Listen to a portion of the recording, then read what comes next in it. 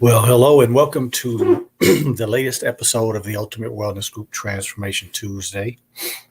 Thankful that you took an opportunity to come and spend some of your Tuesday evening where you could be doing many other things, but you decided to come and spend a little time with us. Got a wonderful show for you together. Potentially have a guest coming on. Not sure, everybody's busy.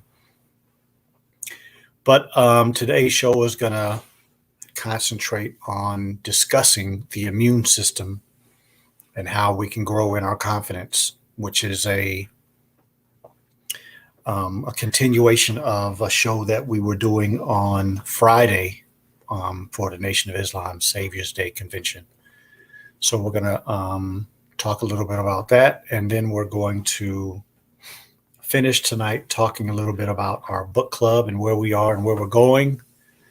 And if we have time, we'll talk about what you all think about the last reading we did, or we'll do a show soon where we'll discuss that in depth. Okay?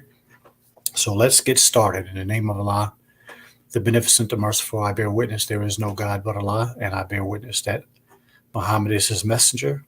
I further bear witness that God came in the person of Master Farad Muhammad, who, for those who don't know, Savior's Day, that's who we were celebrating. We were celebrating Master Farad Muhammad's birth date, which was February 26th. That man came, taught this man face to face for 3 years and 4 months. And so when it comes to the type of effect that the Honorable Elijah Muhammad has had on the world, the type of fruit that he has produced from his knowledge and his wisdom, it tells us that there's something special about that man, which means there's something special about the person who taught him, because he only finished the 3rd grade. He went to the 4th grade, but his father took him out of school because his father was a sharecropper. He needed help in the field. So for a man that didn't even finish the 4th grade to be able to teach Malcolm X and teach Muhammad Ali and teach Wallace Dean Muhammad, teach Minister Farrakhan, many other people, and have an influence on so many people that many of us look up to, that's something to really look into. And of course, neither one of them left us alone. They left us with a man that has been a wonderful guide, once a wonderful counselor in these dark times that we're currently living in. I'm speaking of the Honorable Minister Louis Farrakhan, and their names I greet you in the words of peace of Assalamu alaikum. If this is your first time coming and you never heard that type of introduction before, what I am doing is trying to give credit to somebody greater than myself for what it is that I, God willing, will share this evening. And I also want my ego, my arrogance, my imperfections to be removed so that I may be a vessel for your benefit. And so that's why I start that way. And the word Assalamu alaikum just means that I pray peace for you. And in a time like we're living in, we all need somebody to pray for us to have some peace, because it's a pretty tough time we're living in, right? Before I get to the shout outs, I just want to let everybody know, please share the show if you can. Please share the show. And I want to clarify that at the bottom is my information scrolling. There are some people that are still going, I'm noticing, to the Ultimate Wellness Group. Facebook has pretty much shut that down. I can't do anything. I can't retrieve or put any information in it. So please go to the Ultimate Wellness Group, THEE, which some of you are on here now. But those of you who are hearing this for the first time, the Ultimate Wellness Group is where I'm doing my presentations and putting my posts, because the Ultimate Wellness Group on Facebook isn't working anymore. So please spread that information for me if you can, if you like. And it is the Ultimate Wellness Group on YouTube. It's just not the Ultimate Wellness Group on Facebook. And so I just wanted to clarify that, because I saw this weekend that a few people are still liking that page and following that page and making comments on that page. And I can't retrieve any of it. I can't see it. I've been blocked, and it has been blocked from doing anything, I guess, except accepting information. So just wanted to make that clarification. Let me give some shout outs, and then we're going to get directly into the show. Okay. Catherine Muhammad, Daisy Muhammad, Sister Queen, Alrico Perkins, Sean Muhammad, 8 Electronics, Faith X MGT, Charles X Moore. Peace and greetings. Wa alaikum salam to you all. Thank you for coming in. Appreciate the support. Rico Perkins said, Dr. Teagley, thank you for this platform. I was just watching your show on vaccines and went all the way back to the beginning of your videos, and I have learned and learning so much. Well, thank you, brother. I appreciate you being a supporter and appreciate that shout out. I believe that that's why I do it, so that you and others can have a place where you can get information that can give you something to think on, to kind of, process and compare to what is out here. I pray that as long as I have breath in my body, that I'm going to be honest, true, and give the type of information that can help you and take you to another level. So thank you very much for that compliment. Robin Muhammad, Shirley X Stewart, Joshua Stoney, Gene Leitner, George Allen, and Brenda Muhammad. Wa alaikum salam to you all.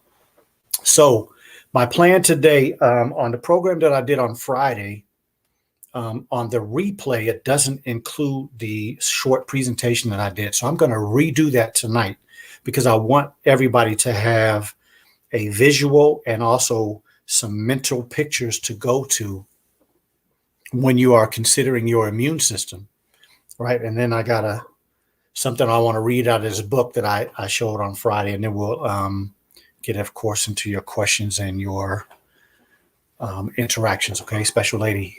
Good evening. Thank you, sister. So let's get right into it. I want to just go through a few slides and discuss the immune system and what it is, and then we'll come on back, okay? So I pray that you all can see this picture. What is going on?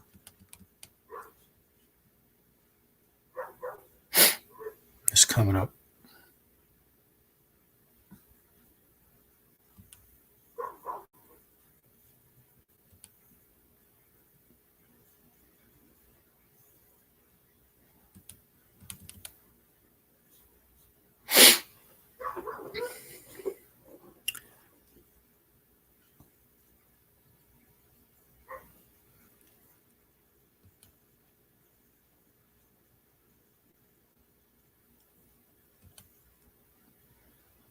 I don't know what's going on, y'all. I got some backup right now, so give me just a second.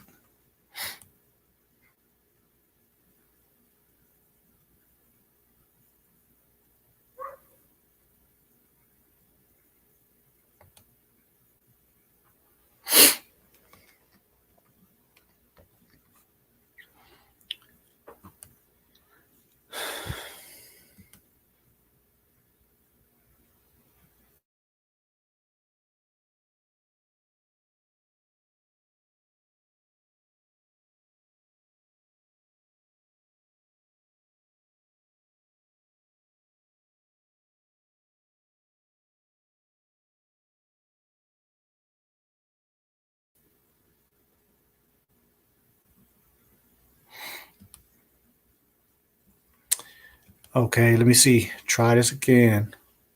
Let me know if you all can see me okay.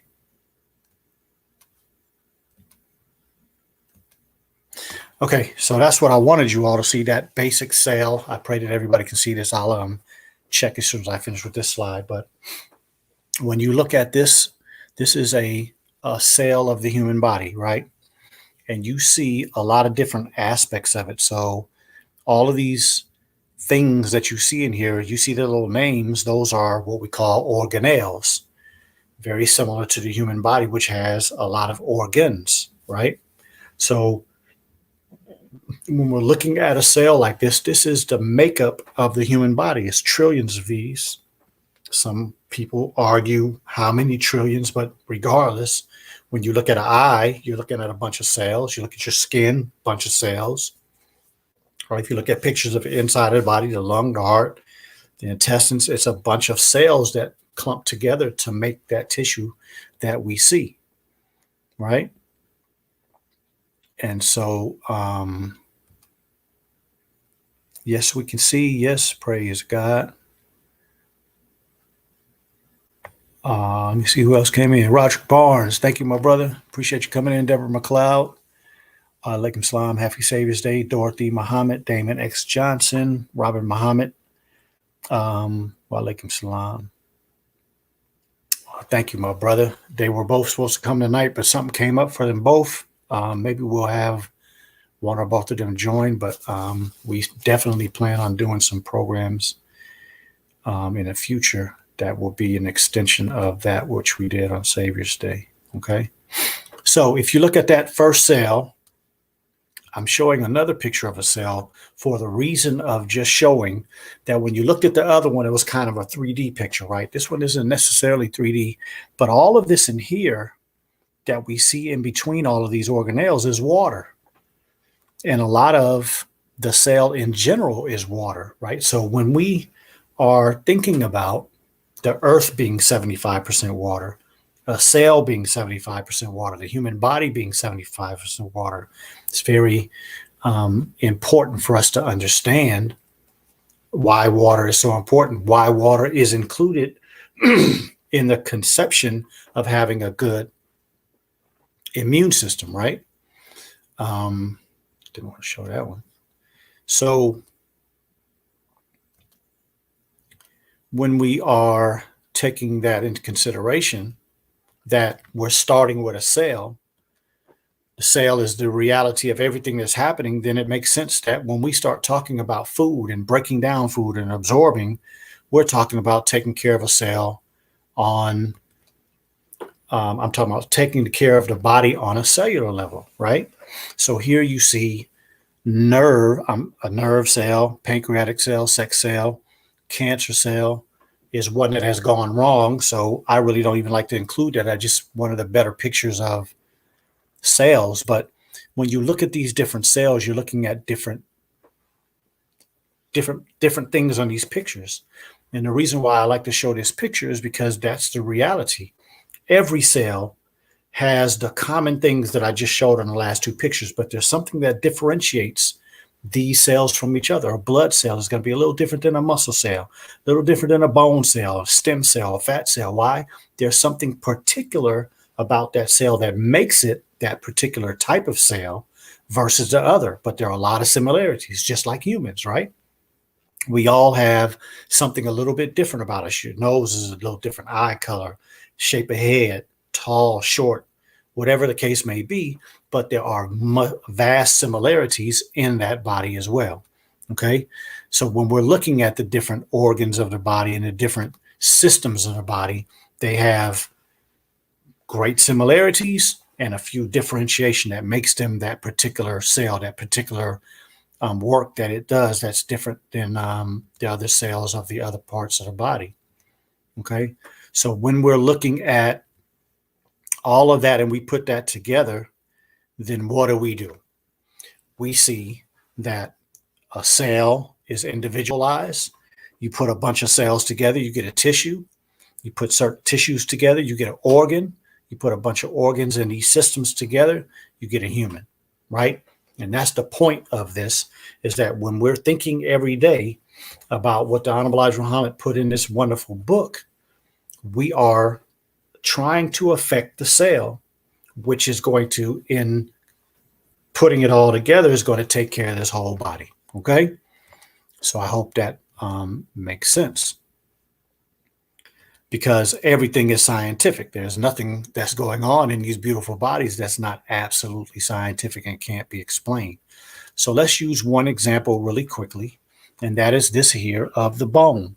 So when we're talking about something as hard as a bone is, you mean to tell me a bone is 75% water? Yes, because the bone is made up of a bunch of cells, but they're very specific type of cells that can produce themselves to be much more hard than the skin, because you touch your skin is soft, right? But look here, when you get down to the inner matrix of this bone, you have osteoclasts, which break down bone, the old bone, the weak bone, the bone that just isn't up to par. Let's get rid of that and produce brand new bone, right? And you see, what do you see up here? Hematopoietic and mesenchymal stem cells. And so we'll get to that specifically in a minute, but every organ in the body, every tissue in the body has a system by which it is refreshed, renewed, repaired, remodeled. All of that is happening on a regular, everyday basis. And so when you look at a person in their 40s and 50s and they have 6 or 7 medical problems, taking a lot of medication, don't look good, don't have any energy, that person hasn't taken care of their body well enough to sustain itself and keep anew, versus a person that you see that says they're 50 and you say, man, you don't look 50.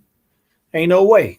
Because that person is doing a lot more potentially. I'm not saying sometimes people take terrible care of themselves and look good, but in general, the person who doesn't take care of themselves usually will show it, right? Because their body doesn't have the ability to repair and renew, like I just showed that picture of the bone cell. Okay.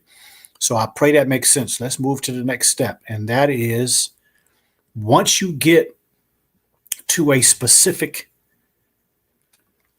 aspect of the body like that, what is the specific scientific reality behind that? Bunch of words that you don't necessarily need to know, but just look up here quickly. You see mild damage, irreversible damage, nuclear and cytosol damage. Cytosol just means the fluid around and the organelles around the nucleus, and then non-lethal damage to DNA. If you damage your DNA, that's going to take you somewhere outside of what your normal DNA is supposed to produce, right? So when you look at a baby and they're so fresh and so clean and look so all this lovely stuff, right? 20 years later, if that child is now in, a whole bunch of different things that don't look that good, it's because there's been a lot of deterioration. If they were exposed to vaccines and exposed to radiation, exposed to bad food, exposed to things in the air, bad water, these things can potentially mess with your DNA. And then you start getting all these abnormal things, and you can't blame the genes. You got to blame the environment that destroys the genes. And so I wanted to mention that because look at the bottom, tissue returns to normal, tissue repaired with diminished capacity, death or complete loss of function, and then neoplasia or cancer. I would include in that last one death, right? But if tissue returns to normal, are we going to be satisfied with that? I would say that depends on what we consider normal, right? Because if normal is how we consider it in this society, that you see a 50 or 60-year-old and you see him walking on a cane, or they got a brace on their knee, or they're moving very slowly, they have a hard time getting out of the car, standing up to get close to curbs and things like that, and they kind of do this little shuffle because they're not confident. That's not normal. That's abnormal. We should really start thinking that when we see people sick, see people in the hospital, see people in a nursing home, see people walking on canes and walkers, we should think that that is so abnormal. We have been conditioned to think it's normal because our community is so sick, but we have to change that reality and start thinking in a new paradigm, right? And that's why we're discussing this immune system today, because your aging, your reality is all based in these thought processes, right? Again, repair versus regeneration. And so this is where I really want us to concentrate today. And for those who want to read the whole slide, I can send it to you, or I can just make it available on my page. But I just want to quickly go over the top. Restoration of tissue architecture and function after injury. So you have an injury, but years later still causes you some pain. You still limp every once in a while, still certain things you can't do because you don't have the confidence, versus a type of healing in which new growth completely restores portions of damaged tissue to their normal state. And then look at the bottom. Repair may restore some of the original structures of the damaged tissue, but may also result in structural abnormalities that impair normal function, versus capable of healing the damage with no permanent damage remain, right? And so we're talking about contrasting ideas there. That's not the same.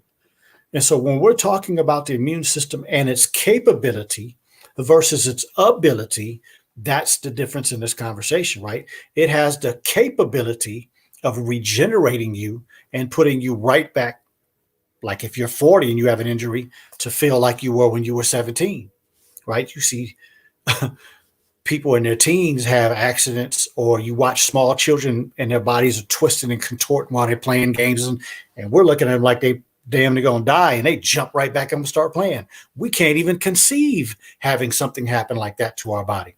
But what if your body was regenerating like you were 14, 15, 16, and you could still do those things at 70 and 80? And just put this in the bowl and think about it for a minute, right? At what point did Methuselah, who lived to 969, at what point did he start getting arthritis?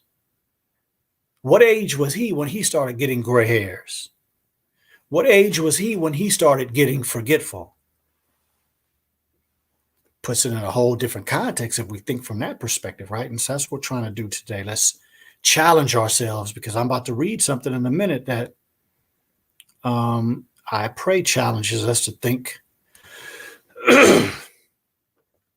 in a different perspective and from a different perspective. And so here is the reality of why we can regenerate and not just repair. And it has to do with the stem cells in the body. This is just one example. If we look here at our immune system, right? And as I've showed and talked about on many occasions, a 3-day fast can repair this entire system. The red blood cells, the platelets, all of these are the white blood cells, but also your plasma. All can be renewed within a 3-day fast. So what is the reason that you can do that? Because a blood stem cell has the ability to determine, and it is given the instruction and determined what it's going to be. If it's a blood stem cell, then it's going to become one of these down here. Myeloid means from the bone, and lymphoid means it comes from some of the lymph system or the immune systems, right? So this is what is the reality. And so you have the capability of renewing all of the cells of the bloodline, but then God stopped there and didn't give you the ability to renew those bone cells, renew those eye cells, renew those skin cells, renew those liver, lung. So when I'm discussing this, and if you have a part of your body that is struggling, yes, it can handle that too. Okay. So that just came to my mind. So I just wanted to mention that, but we're going to get to that specifically in just a second. Here is the reason in the body why I can make these type of statements and 1000% believe it. What is a stem cell?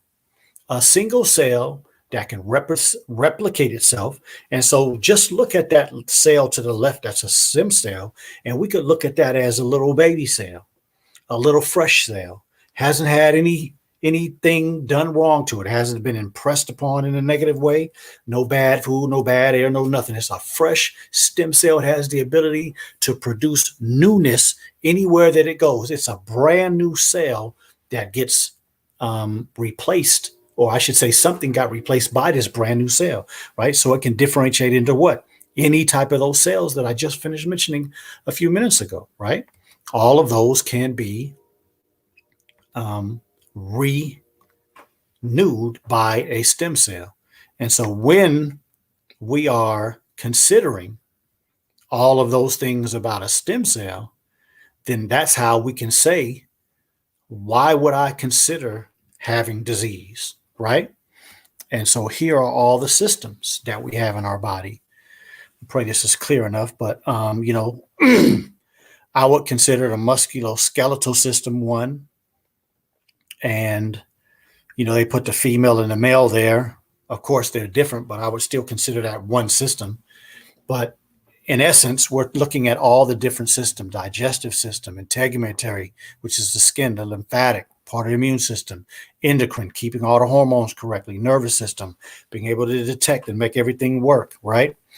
The respiratory system. All of these systems can be renewed because that stem cell can become anything that you see on here, right? Very, very powerful thought when we think about that, especially when we're talking about something that has lingered in you for many, many years, or some problem that you've had since you were however old, right? Can we put the dedication, can we put the work in that it takes to solve that problem? And then what does it take? How can you do that? And it starts with this right here.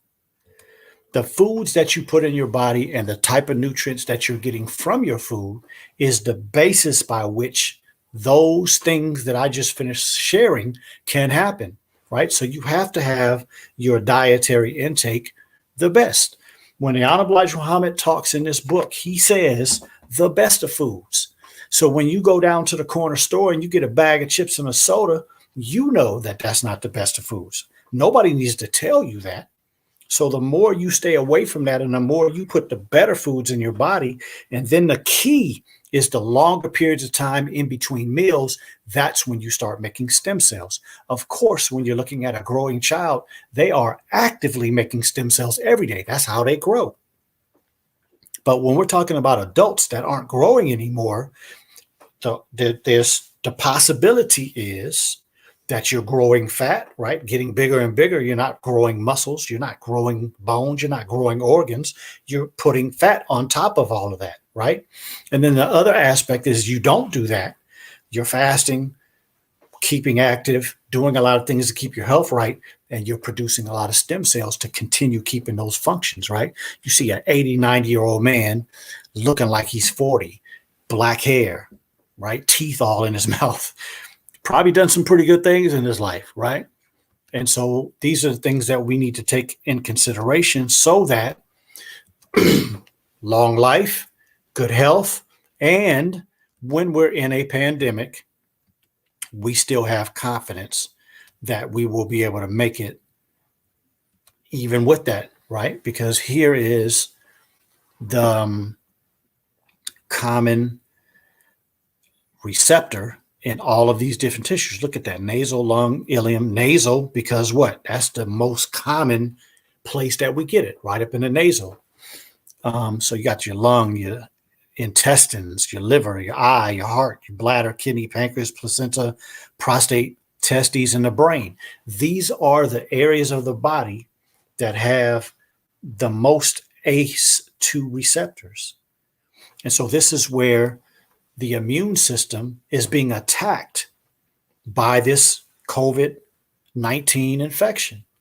And so if you have, and you understand how to take care of these organ systems, like I just finished talking about, your concern about COVID-19 is going to be very low. And why would I say that? Because 97.6% of the people in the world that have gotten the COVID infection have gotten over it with mild symptoms. Would you take 97% odds? And if there's something that you can do to put yourself in that 97% category, I think it's worth it, right? And so we all have to really think about this and then try to do the best we can to put the type of activity that I'm getting ready to talk about into action so that we can be less fearful, right? And so speaking on that, I want to read something real quick again. Again, for those who don't know, How to Eat to Live is the foundation of this show.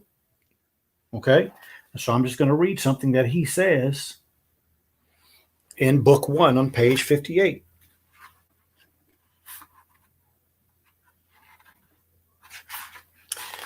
He says, nearly all of my followers and I are already in heaven. And then he describes heaven in parentheses like this: a peace of mind and contentment for the necessities of life, such as food, clothing, shelter, and without the enemy of fear and grief. How many of you would be in a much better mental state, a mental health state, if you didn't have any fear and grief over what we're going through right now? If you could walk out of your house every day and still be sane and put on a mask and keep your distance away from people, but how much more in a heavenly state of mind would you be if you were confident you weren't going to get that infection? See?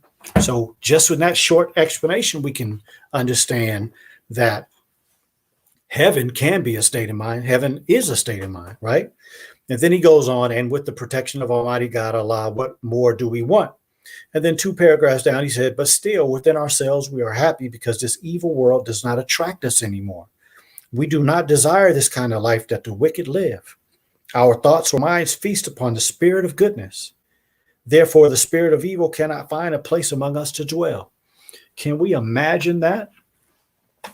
A state of peace where we're living in communities, and I am for sure that none of these brothers that live in this vicinity are going to have any interest in my wife in a sexual or intimate way that would be disrespectful, and none of these brothers are going to disrespect wives. Wives not going to disrespect husbands.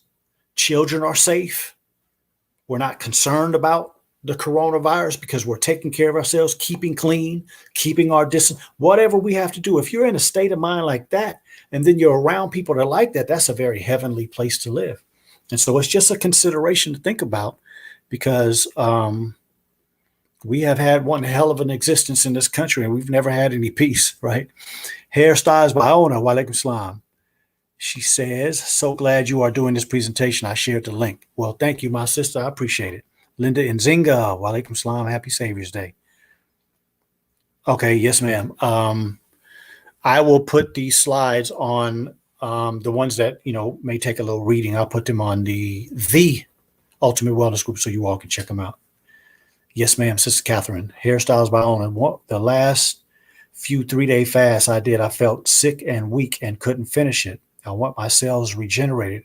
How can I prepare to not get weak and feel sick? Excuse me.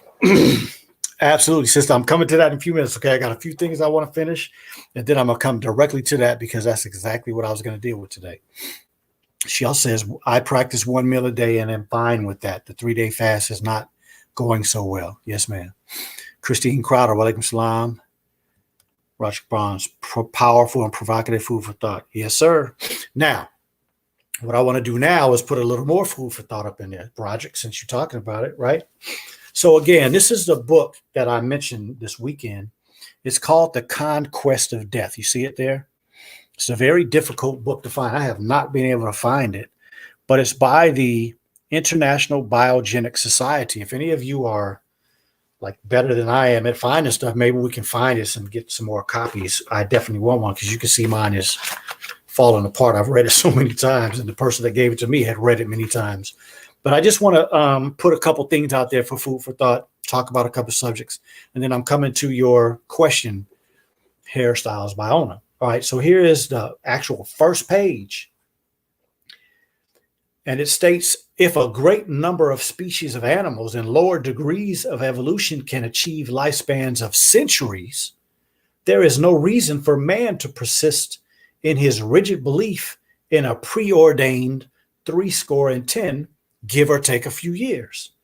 The study of long livers in ancient civilizations to the present age, from the Pelasgians to the Hunzas, as well as a number of recent examples such as Thomas Parr, Zero Aga, etc., which are mentioned in this book, definitely prove that our own lives can be prolonged far beyond imagination. Is that some food for you to think on? Next statement. All these inferior matters which cause illness and old age are dissolved and eliminated by our blood, which the fast has vitalized. The more we fast, the greater the success of our efforts to regenerate ourselves. Sister Ona, you on it, sister. You on the right path. And we're going to talk about the specifics in just a second. And I'm going to repeat what I read on Friday. On his mission in Arabia, Dr. Weber noticed an old woman who only ate once a day and then only a few dates. The doctor thought she was a strong woman, about 40 years old. He was extremely surprised to learn that her age was 198, despite her miserable diet. She told him that when she was 156, her teeth were renewed for the 3rd time. Now, I know some people think I'm crazy as hell to sit here and read to you that somebody can develop a 3rd set of teeth. But let's just put this into a concept for just a second and think about it. You mean to tell me that Methuselah lived to 969 years and he only had 2 sets of teeth? And one of them came out when he was probably 5, 6, maybe 8, 9, 10 years old. So from 10 to 969, the teeth are not going to wear down. You don't need new teeth. And God didn't put a system in there for you to stay alive that long if the body has the capability. See, we have to really start to consider some different things than what we had been fed, right? She told him that when she was 156, her teeth were renewed for the third time.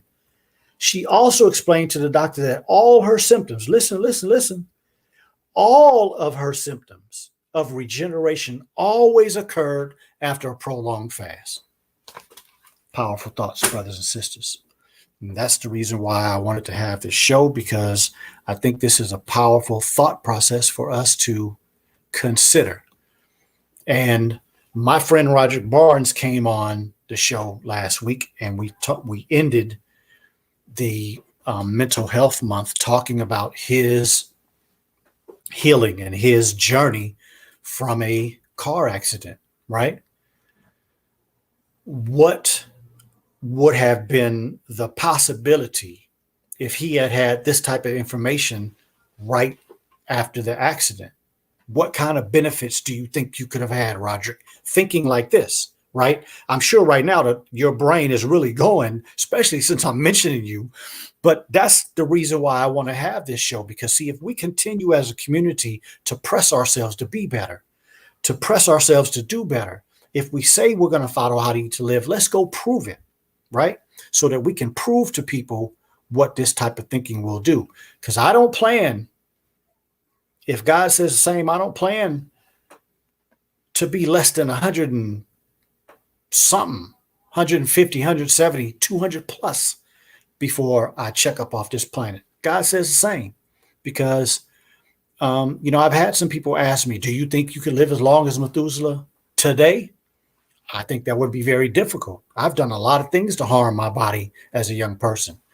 But what do we just see? Not repair, regeneration. What if I went on a long enough fast to repair everything that I did from damage? What if I returned my body back to like it was when it was 16, 17, 14, 15? Can we even see any limitation? Every time you see a wrinkle in your face, you say, well, damn, I need to go on 10-day fast. Anytime something start up, you say, okay, 30-day fast. Boom, pain gone, problem eliminated, right? Different thought process, brothers and sisters. So it really does, bro. Roger, thank you for that comment. Angelica Waters, what do you recommend for women who are nursing and would like to fast to heal? Well, the Honorable Elijah Muhammad teaches that we should not fast, and we should not be limited to one meal every other day or one meal a day when we are pregnant or breastfeeding. I think it's too important for the energy that it takes to make breast milk for you to fast while you are breastfeeding. But of course, when your child starts to eat food, and as your necessity for milk starts to decrease, you can start doing it because you are going in the direction of weaning at some point, right? The Quran says 2 years. But of course, women have their own desire and their own plan, their own life. So whatever that is, 2 years will be the best. But you can start doing the type of things that we're talking about after you finish that most important reality. And I want to qualify that statement, because that's not a minuscule idea. That's a profound idea to breastfeed your child. If you, Sister Waters, or anybody else is breastfeeding your child, you have made one of the greatest sacrifices and one of the greatest works in the history of your child's life. Trust me when I say that. My mother didn't breastfeed me or my brothers because some silly idiot doctor back when she was a young lady told her that Similac and Enfamil was comparable or better than breast milk. The same idiot doctors told my mother that birth control pills would not cause long-term effects. We know those are lies today. But you had doctors back in the 40s and the 50s that was smoking cigarettes on commercials to promote the general public. So like I say all the time, don't get all, what should I say, impressed by these doctors promoting getting vaccines, because a lot of them are saying it out of complete ignorance, and because either they're getting paid or because they're speaking out of fear. But we don't have a track record in this country where doctors have come in front of the public and promoted very good things. Not in this country. Sorry, it's not a reality, right? But the point that I'm getting to is that my mother didn't breastfeed me or my brothers. And my ex-wife did breastfeed my two biological children. And I can bear witness that there's nothing on the planet Earth that can touch a woman breastfeeding her child. It's so much more important than just the food. The aspect of what your breast is producing can't be replicated, can't be even nowhere close. But it's that bonding, it's that nurturing, it's the protection, it's the connection to God, because what you're doing is from God. You can't do that with a bottle. And so I just kind of went on that because a lot of times we don't, in this society, I think, give enough credit and give enough respect to a breastfeeding mother, because it is not easy. It's a difficult thing to do, but your child is going to benefit so much from it. If I could ever have a mother that didn't breastfeed one child and breastfed the other, that would be an amazing thing to follow, because it can't be measured. And I'm sure of it. And I have a theory. I'm just going to say it. I haven't proven it yet, but I believe I will.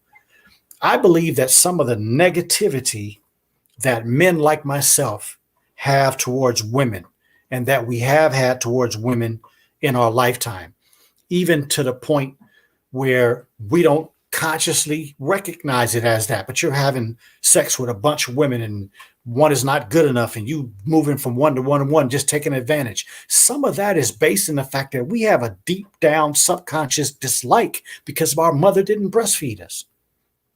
Might sound crazy to some, but that's a theory that I have.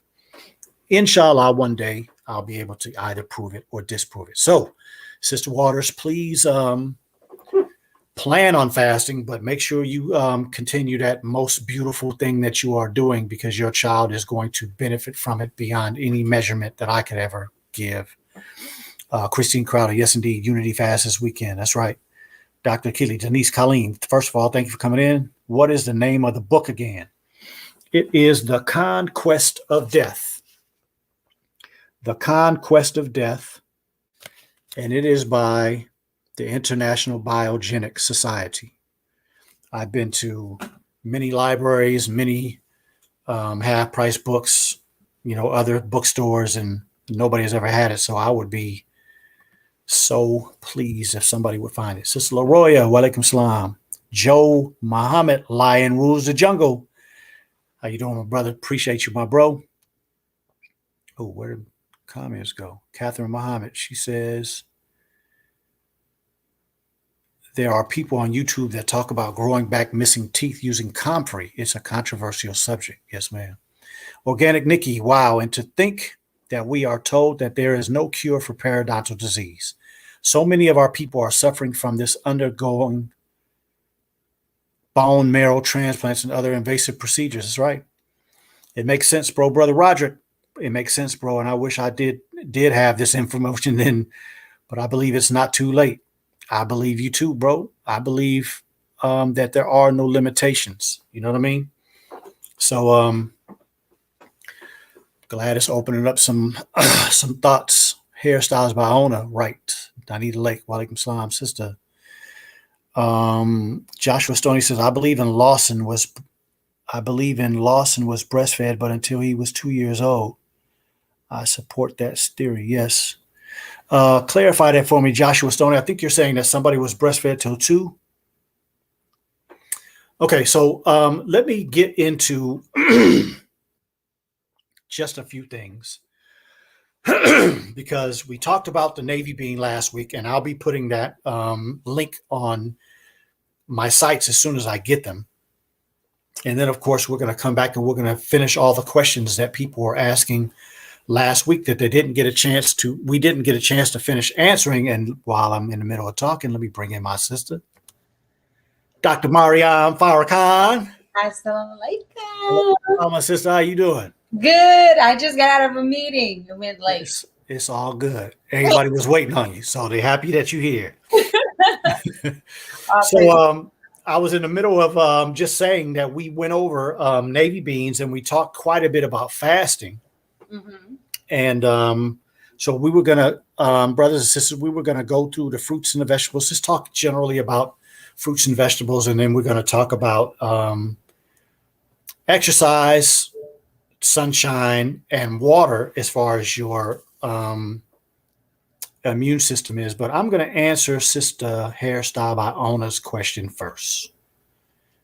You got two doctors that gonna help you out now, sister. You said the last few 3-day fasts I did, I felt sick and weak and couldn't finish it. I want my cells regenerated. How can I prepare to not get weak and feel sick? And I will let my sister chime in. I would just say this. I always say to people that trust me that you have to prepare yourself for a fast. The typical American diet, and I'm not trying to say that you are eating that way, but I'm just using the example of a typical American diet. There's so much toxicity in that food. There's so much toxicity in the things that we're labeling food that really shouldn't be considered food. And so think about the pictures that I just finished going through. I showed the systems of the body and all these different cells that are a part of those systems. Well, if I'm eating Doritos and Cheetos and some fast food or a lot of meat, stuff that's half cooked, stuff that has a lot of preservatives and things of that nature, we're not getting the type of substances in the body that can regenerate. Does that make sense? We're having things that are being put in the body's calling for something different. We're not answering that call. And so that's what causes the deterioration process that I talked about. When you look at your 60, 70, 80-year-old grandfather, uncle, family member, walking on a cane, walking on a walker, in a bed, can't take care of themselves. That's what bad food, lack of quality food does eventually, right? And so when I suggest, for instance, we're coming up this weekend, we're going to start our fast on Thursday. And our last meal will be Thursday. And then we eat again on Sunday, our national fast, our unity fast. Today is Tuesday. If you want to fast, from my vantage point, very healthily, then the rest of the week should be high quality foods.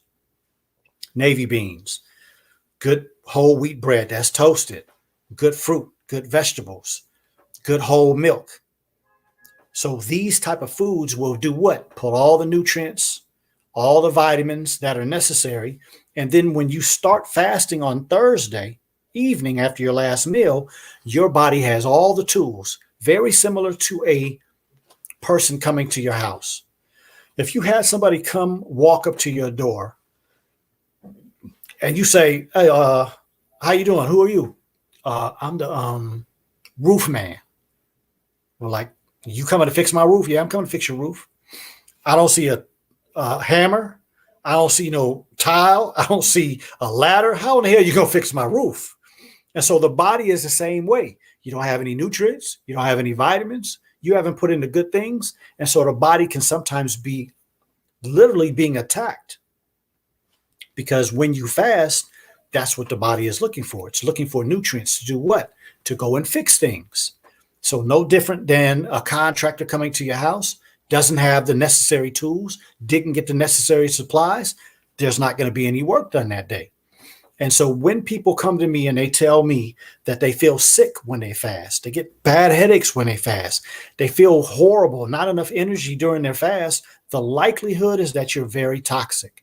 The likelihood is that your body doesn't have enough nutrients and enough cleansing to do that fast well. Doesn't mean that you're doing harm by doing that fast, but you'll probably be in better condition, either continuing to try to fast or to try to build your body up better for the fast. Any additions, my sister?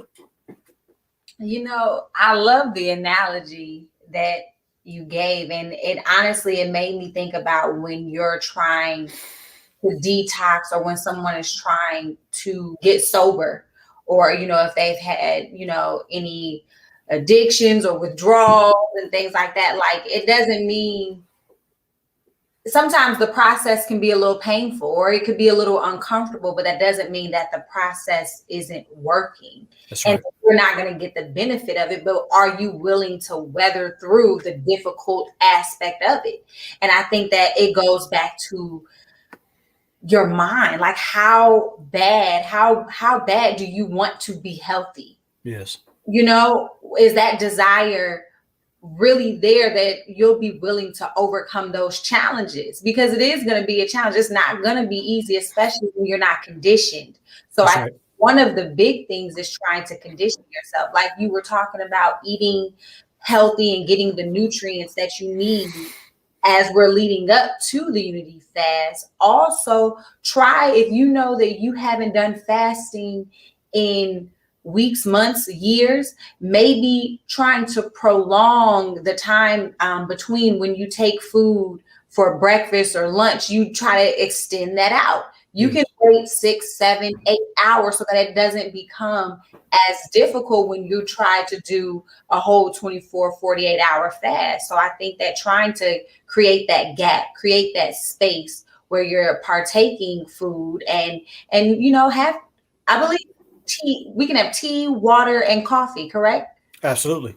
Yes, so whenever you get hungry, make sure, I would say, of course, get you a cup of water, because you might really just be dehydrated. So yes, ma'am. That's just my little 2 cents. And that's powerful, because the reality of fasting is the same process that the Honorable Elijah Muhammad tells us about a person who's eating 3 meals a day. If you're eating 3 meals a day, you can't stop eating 3 meals today and go to 1 meal every 3 days tomorrow. Your body will go into some difficult issues. So it's the same with fasting. And I'm not saying this specifically to you, Sister Ona, Hairstyles by Ona. I hope I'm saying it right, because I don't necessarily know if that's your issue, but I'm just saying that it's okay. And to me, when a person is having a lot of symptoms when they're fasting, take it a little slower. Fast for a day and then go back on your routine, and then try it again next week. Mm-hmm. Try 1 day, eat on Saturday, fast on Friday, eat on Saturday, and fast on Sunday until it's time to break the fast. Just slowly build yourself up. There's nothing wrong with taking your time, because, as Dr. Mariam said, sometimes our symptoms are because we're going through the whole day, we're busy, whatever the case may be. You might not have had enough water, right? If your body's 75% water, but you're going on a fast and you're not going to eat, water is probably going to be as or more beneficial when you're fasting, because there are a lot of toxins that are coming out of those tissues. They need to be flushed. And so the lack of water will make the symptomatology worse. Special Lady asks, is it by Alvin Silverstein? I do not think so. But I don't have my cover anymore, so I don't have the actual author, but that's all I know is the Biogenic Society, the International Biogenic Society. I don't think Silverstein is part of that, though. Brother Joshua Stoney. Okay, so you said that your son was breastfed until he was 2 years old. So I got a question for you, Joshua Stoney. Do you have other children to compare to your child that was breastfed for 2 years? And did you see any differences? Let me know, please. My brother Joe Muhammad says, if we don't think right, it doesn't matter how well we eat right. Hey, that's actual facts, because the Honorable Elijah Muhammad mentions that in How to Eat to Live on many of occasions. Hairstyles by Owner says, Assalamu alaikum, Dr. Farah Khan. Yeah, she's up in the house now. Sister Leroy gave you the greetings. Walaikum salam. Yes, ma'am. William Muhammad. Wa alaikum salam, my brother. What we got here? Brother William says, based on the motivation from Dr. Keeley, I lost over 60 pounds. I went to 1 meal every other day. How to Eat to Live works. And he will be coming on the show soon. We're going to have a testimony Tuesday coming up soon. You ought to have people that I have been working with, or people that have been listening to the show and making some changes. We're going to have another testimonial show so people can see the beauty of how to eat to live and how effective it is. So without going into a lot of detail, because I don't want to keep y'all too long tonight, the parts that we missed last week was the fruits, the vegetables, the getting outside, getting some sun, which means some fresh air, getting the exercise and drinking that water. Sister, which one of those you want to tackle and give us a little of that wisdom you got up in there? Okay, wait. Go through them one more time so I can see which one I want to. Fruits, vegetables, sunshine, exercise, and water.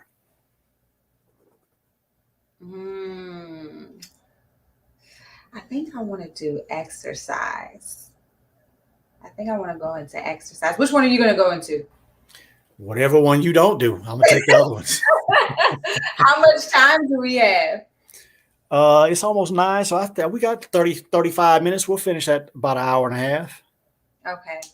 Okay. All right. Well, I'm gonna just let you all know my background. I am not a personal trainer or anything like that. So don't think that I'm gonna give you the tools to get slim and trim and all of that, because that's not my expertise at all.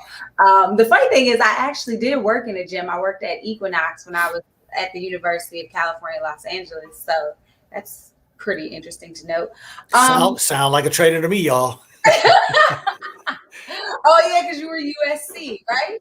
No. I was talking about this study that went on down there. UCLA was where I wanted to go, but I wound up going to all black schools. So I went southeast. That's dope, but that's another conversation for a different. Yes, ma'am. So as far as exercise, the proper time to exercise, what types of exercise are beneficial depending on the conditions that you may suffer from. There's a lot, because a lot of the times we say 30 minutes a day of exercise, and we know that walking is one of the best exercises that you can engage in. That's right. Why? Because it's not hard on your joints, on your knees. It's really good for the body. And even though some people say, "Oh, I don't really get the results that I'm looking for when I walk," but think about your lungs, your heart, and how they work together. And you don't want to stress your body by doing too much too soon. So I feel like walking is a great entryway. If you have not been working out and you're over a few pounds that you would like to be, then walking is really the best way to start when you're talking about exercising and getting healthy and staying healthy. I would say if you could walk 30 minutes a day, 5 days a week, that's great. That's great. Absolutely. And I think that, but you can start small. If it's 2 or 3 times a week, 30 minutes a day, I personally, myself, I think that walking on grass or on soil is better for you. That's right. Walking Absolutely. on a treadmill, I think it's just so much friction that happens that it's just not really good for your knees personally. You can chime in if you like. I agree 100%. That's what I always say. You got this much metal and that much rubber. Metal, concrete, and asphalt is too hard on the joints. And you hear a lot of these doctors out here talking about these surfaces don't cause problems later on in life. It's a lie. Somebody's paying them to say that kind of stuff. But I would agree, sister. And there's nobody that should be able to say that I can't walk.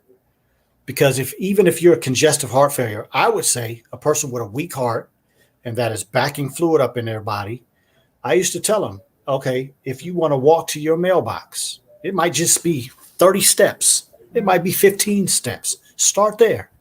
I'm going to walk 15 steps to my mailbox and walk back and sit down. And then what I'm going to do is every 2 weeks, I'm going to increase that by 5 or 10 steps. And the next thing you know, your capability will be so much better because exercise helps every problem, right? And of course, we're talking about the immune system today. And so we're talking about all those different systems that we looked at earlier. And exercise is part of improving that. Exercise is part of putting the body in a position where it can make more stem cells. So you're not just repairing, you're regenerating, right? Now, let's go back to how we just tried to open up our minds. We talked about a person that said that they gained a new pair of teeth, a third pair of teeth. Somebody lived to 969 in the Bible. This lady said she got her third set of teeth when she was 150 something, but she was 190 something when the man met her. So if we start thinking like that, can you heal congestive heart failure? Can you heal a high blood pressure problem? Can you solve diabetes? What does he say? Chronic problems can go away in months or years. We have to start thinking differently. But to get the type of results that we're discussing can't happen by doing the same type of activity that you've been doing for the last 40, 50, 60 years. If the 40, 50, 60 years that it took for you to wind up where you are today, and you're taking 10 or 12 medications or more than that, and you don't feel well, you're overweight, it obviously is going to take some big changes to going in a different direction to get you where you could be much more comfortable. It's not going to happen overnight, but it starts just like that exercise program, one step at a time, right?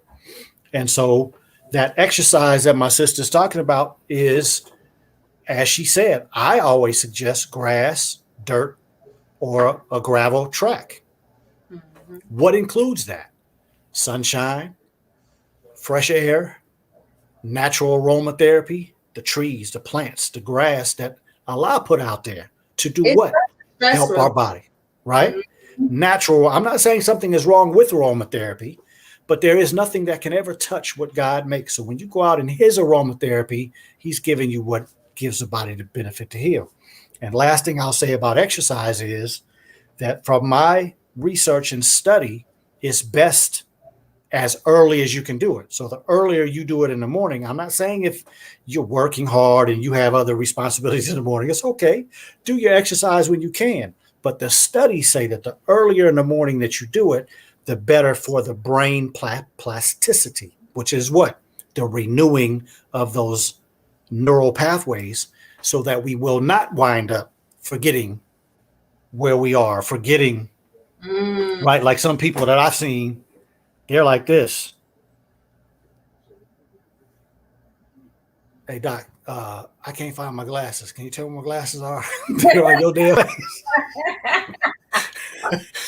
But I mean, I say that as a joke, brothers and sisters, but no, that's my father died with the inability to even know who his sons were.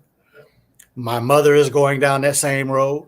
Just about every person that I know that is 60 or above is having serious problems remembering things. And it's not by accident. It is because of the food. It's because of the environment. It's because of the bad water. But we are talking today what you can do in spite of all of these negativities. Because, question for you. If this man can teach the type of people that we were talking about earlier, Muhammad Ali, Malcolm X, Minister Farrakhan, Warif Muhammad, and many, many, many other giants. We could put Martin Luther King in there. We could put Stokely Carmichael, Kwame Ture in that class, because these men were different after they met with him. If he can give this type of information, did he know what we were going to be going through? Now, we believe yes. That's for you to decide. But if he gives us this type of information, he knew that we were going to be in the type of environment that we are. So he still has given us the blueprint. And when we put these things into effect, we prove that to ourselves. Right? Mm-hmm. So Sister Hairstyles by Owner, please let me know if we answered your question. Abdur Ali, Walaikum Salam. Thank you for giving us that compliment.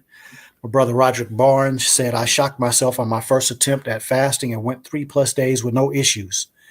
Prior to that, if you had told me I could go a day without eating and not pass out, I'd told you were crazy. Keeping my mind occupied on other things made it quite easy. Yes, sir. And Sister Dr. Mariam, you didn't know about this, but this is my friend, Roderick Barnes, who had a serious car accident and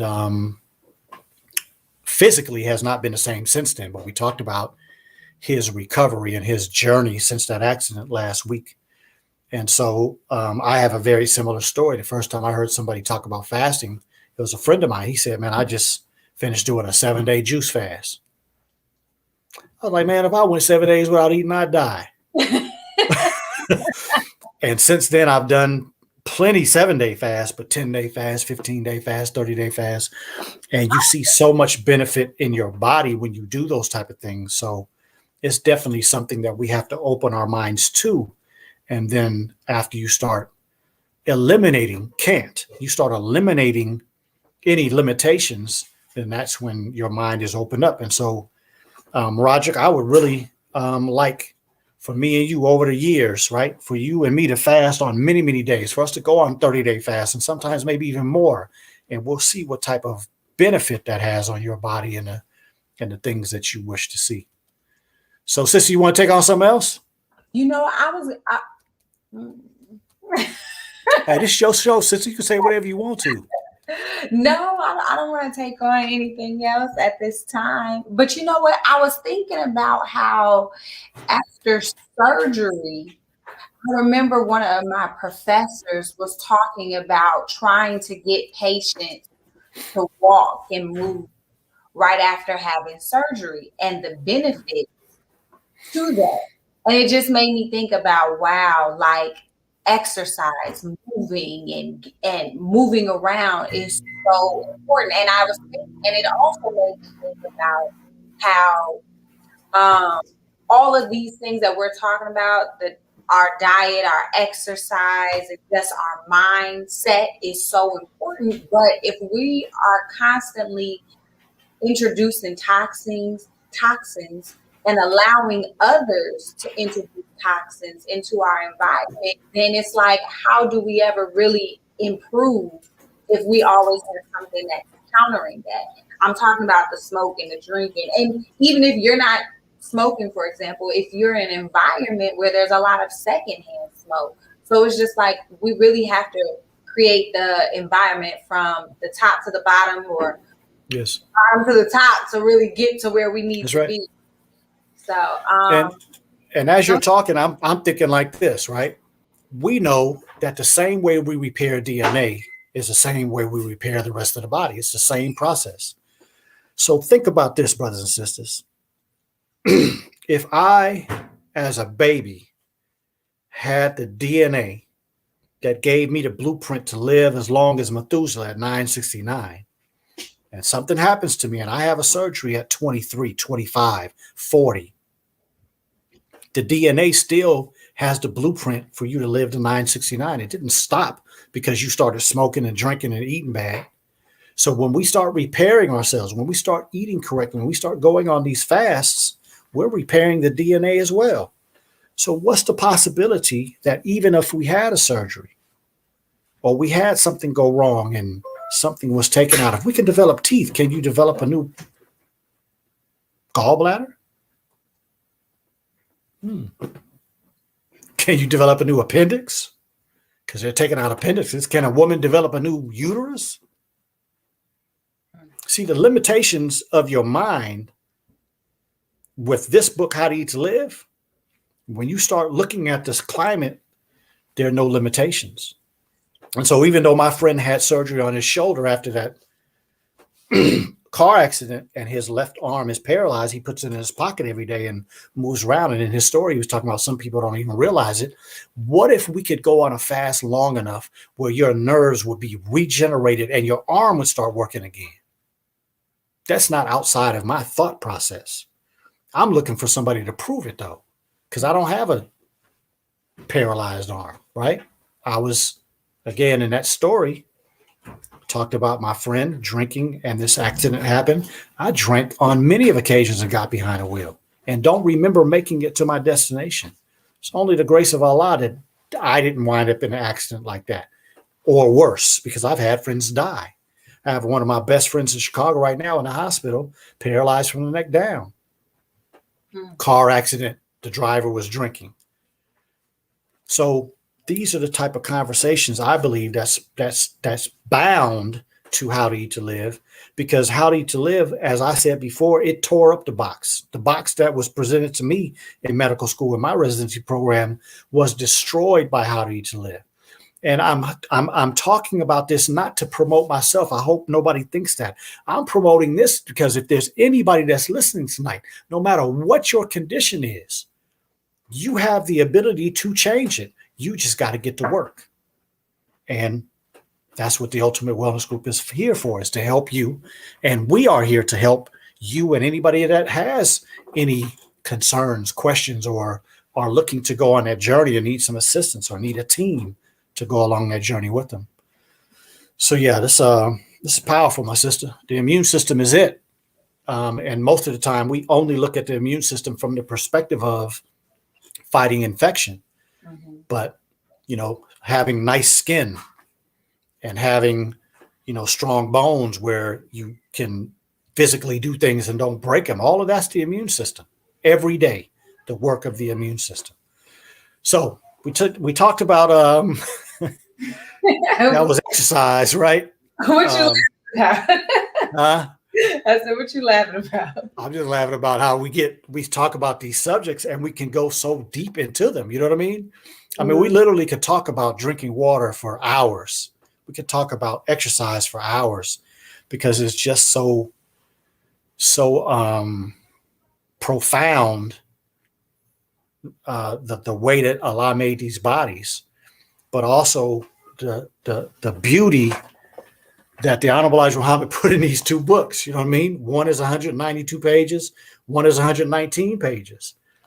And I mean, we could sit, you and I, and many others could sit and have conversations for days and never exhaust the information that's in that book. And it's just profound to me. Like, you and I can come together. We can talk. We didn't script this, right? We knew we were going to talk about certain subjects, but you were doing your thing and I was doing my thing today. Come on the show. It's just how beautiful this is. And the people that come on here and support this show are just amazing. My peoples. It was so interesting because sometimes people believe or have the assumption that in order to, have that cardio, you need to run, right? Like, you have to run and able to burn calories and lose, right, when that's not really the case. It was, I think it was a study that was published. I think I have to pull it up really quick, but hold on, let me see. A study that was done, it was a 2020 study that was published by the Journal of Strength and Conditioning. Research found that participants burned an average of 89 calories walking 1,600 meters, which is about a mile. And that was only around 20% less than the 113 calories other participants burned while running the same distance. So you really don't necessarily have to run, is my point, in order to burn calories, lose weight, and get yourself at a healthy weight. Because this recent study shows that even though there's a slight difference, it's not so much so that it's not effective, because clearly it is effective. So I just wanted to point that out as well. Yeah, and I think that's very important, sister, what you're bringing up, because typically people think that that's what they need to do. They got to go run like that person they see running every day. No, activity is the key, brothers and sisters. Stay active. Don't allow yourself to sit down and watch 2 or 3 or 4 television shows or binge watch your favorite show and sit there for hours and don't get up and move and do something. That's the key. Get up and move, because when you're burning calories, you're taking your body into a active place. Whereas when you're sitting too much, and mostly if you're sitting and watching television and you doing some type of binge watching, you putting something in your mouth. You ain't just sitting there watching that television without chomping on something. So It's very important for us to have these type of discussions. All right, let's check out a couple comments. My sister, Alrico Perkins says, have you or will you do any shows on oral health? Yes, actually have a dentist that's coming on with me, and we're going to do a show on oral health coming up soon. My brother, Priscilla B. Timmons. Greetings, my sister. Appreciate you coming in. Joshua Stoney says, no, I don't have any other children. Okay. I appreciate you, my brother. What was the question that he had asked? I know he said something about his child being breastfed until 2. Was that a question that you had asked? No, I was actually making a point about how the Quran says that we should breastfeed until 2. But I was talking about the power of breastfeeding because a sister asked about trying to fast while she was breastfeeding. So I mentioned that the Honorable Elijah Muhammad said that women should not fast, they should not fast. Yes, they should not fast, eat one meal every other day or one meal a day while they're pregnant or breastfeeding. Mm-hmm. They shouldn't be forced to do that. And so I was telling her as her child starts to eat more food and breastfeed less, she can start going in that direction. But it kind of led me into just having a conversation about how my mother, when she was a childbearing woman, she was told by doctors that Enfamil and Similac was comparable or better than breast milk. She was also told by those same idiot doctors that birth control pills weren't going to cause any long-term effects, right? We know those are lies today. And so I was just talking about the reality of how there were doctors that promoted cigarette smoking in the 40s and 50s. They were on television doing commercials to smoke cigarettes. And so I was just putting things in context from that perspective, and that what doctors say don't always make sense from the perspective of truth. And so when we look at these doctors in 2020 and 2021 on social media or whatever that are promoting taking this vaccine, we're going to come to a time where we're going to put it in the same category. Man, doctors used to tell people to smoke. Doctors used to tell people not to breastfeed. Doctors used to tell people to take birth control pills. Doctors used to tell people to get vaccines. There's going to come a time, I don't think it's too far away, where we're going to look at doctors and be like, man, there's some crazy people that don't know nothing about health. They just do what they're told. So that kind of was a conversation, sister. Exactly. Yeah. Samaya, make it count. Thank you for coming in. She says, walk. Yeah. Zeke Kazim said the master taught us to walk. That's right. And you can also couple walking. Like, I think that walking is a great foundation. Don't get me wrong. I think walking is the foundation. And that doesn't mean that you can't run. That doesn't mean that you can't do any sort of, weightlifting or any other type of exercise. Like me personally, I really enjoy yoga. And yes. I think that, to me, I personally think that doing any sort of stretching and trying to keep yourself limber, like, that's important because you don't want to get stiff. That's true. And actually, when people ask me about what I think about exercise, I always say walking, number 1, mm-hmm. Swimming, yoga, I would equate those at 2. And because to me, those are the exercises that I've seen help people get the most benefit. You don't have to do weightlifting and, getting out there and posing and all this kind of stuff that's going on social media. Do the people look good? Absolutely. I'm not taking anything away from them. Mm-hmm. But the problem is that when you, as a 50-year-old who has a schedule that doesn't allow you to go to the gym as much as they go, you start making that look your desire. When that look that you see in social media or some of these people when they pose, that's not realistic for your body style. Mm-hmm. So we have to rearrange again. I think the whole today's show is about our thinking and how we can look at repair versus regeneration, but it's also to promote us to think more positively and more healthy, right? As we think that way, we go in that direction. Mm-hmm. Using improper goals, in my personal viewpoint, is detrimental. So if you're looking at a person like Beyonce, but you're built like olive oil, you ain't gonna get to look that way healthily. You know what I'm saying? And I have a lot of guys that reach out to me like that. They're looking at people on like boxers or UFC guys and be like, hey man, I want my body to look like such and such. Bro, you have no idea what his body habitus is like realistically. I know professional athletes, football players, basketball players, when they stop playing and lifting all those weights and doing all that conditioning, their bodies look totally different than when they were on the television. So that's not a realistic measure. What you have to do is get yourself on something that works for your lifestyle. Because I'm like you. I work out 3 days a week with like running, and I do calisthenics. So I do my push-ups, my pull-ups, and chin-ups, and all that kind of stuff, burpees. And then the other 3 days of the week, I do yoga. Because it makes my body feel so good, no pains. You know what I mean? So it's a reality that all of us have to put something in our own life.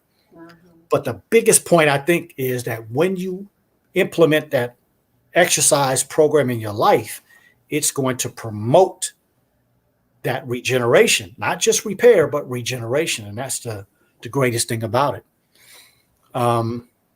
So just quickly, I'm going to throw these things out here, sister. You want to comment? Go ahead, and then we'll get to the rest of these comments. Okay. All fruit is good for you. That's what the Honorable Elijah Muhammad says in How to Eat to Live, right? The only caveat I would say in 2021, make sure there's seeds in your fruit. Fruit is easy. You don't have to prepare it. You can just grab it and eat, right? You may have to cut a rind or something like that, but typically you can grab a piece of fruit and eat it. Wash it. Right. Yeah, wash it. I'm like, well, sometimes if it's organic, I don't even wash it. I just rub it off, make sure ain't no dirt on it, and get to chop it if I'm on the way home from the store, right? But fruit has so many phytonutrients. They boost the body in so many ways. The nutrients, the vitamins, and the sugar in them are all positive. Don't ever let anybody tell you that fruit sugar is bad for you. That's somebody that doesn't know what they're talking about, right? Vegetables, very important, especially the ones that the Honorable Elijah Muhammad mentions, which are broccoli, cauliflower. Now, he did not say broccoli in the books of How to Eat to Live, but he did say broccoli in a letter that he wrote to somebody that wrote him and asked him questions. So when you're talking about the best vegetables, broccoli, cauliflower, asparagus, Brussels sprouts, cabbage, garlic and onion, of course, squash, asparagus. He mentioned all those in How to Eat to Live. Eggplant, I forgot that one. Sunshine. You have to get as much sunshine as you can. All right. And even like in some areas of the country, like where I am right now, it was overcast all day. The sun rays are not strong when it's cloudy, but they're still out there. So the key is to always try to get as much sunshine, warm sunshine as you can, which does a lot to boost the body, vitamin D, so many other things. But it's important to try to get some outside time all the time. Of course, it's not cold, bad weather. I'm not saying then, but on days where it's not that bad, try to get outside as much as you can. And then the last subject was drinking water. I think I've touched on many occasions the difference between drinking water and hydration, right? So I am drinking water when I'm sipping on this, but if I want to hydrate, I'm not going to Gatorade, Powerade, or one of them silly things that will kill you, but I do sea salt. So I'll take a small amount of sea salt, put it in my bottle, drink that, and then follow it up with some water without salt.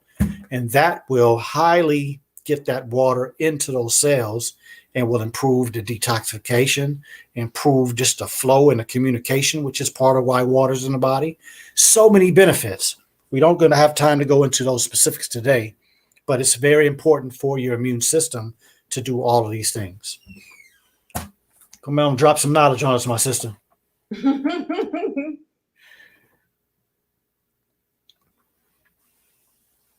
Anything you want to add, my sister? No, I really like how you talked about how the sea salt helps the body to absorb the water for optimal hydration. Quick question: how do you measure that for the people that don't know? Or how much do you put so that you're not putting too much salt in your water? Because the last thing we want to do is over salt. Like, oh, I'm super dehydrated. Let me go ahead and just, put 3 cups. No. Yeah, it's a very important part because, there's a balance to everything, right? And as most of you know, we've all watched a movie where people get stuck out in the ocean. You can't drink that water because if you drink that water and you keep drinking salt water, it causes some of our cells, if we get too much, they start to burst cells.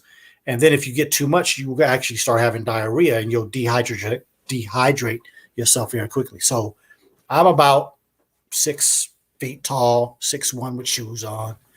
I weigh somewhere around 175, 180. I usually do a teaspoon.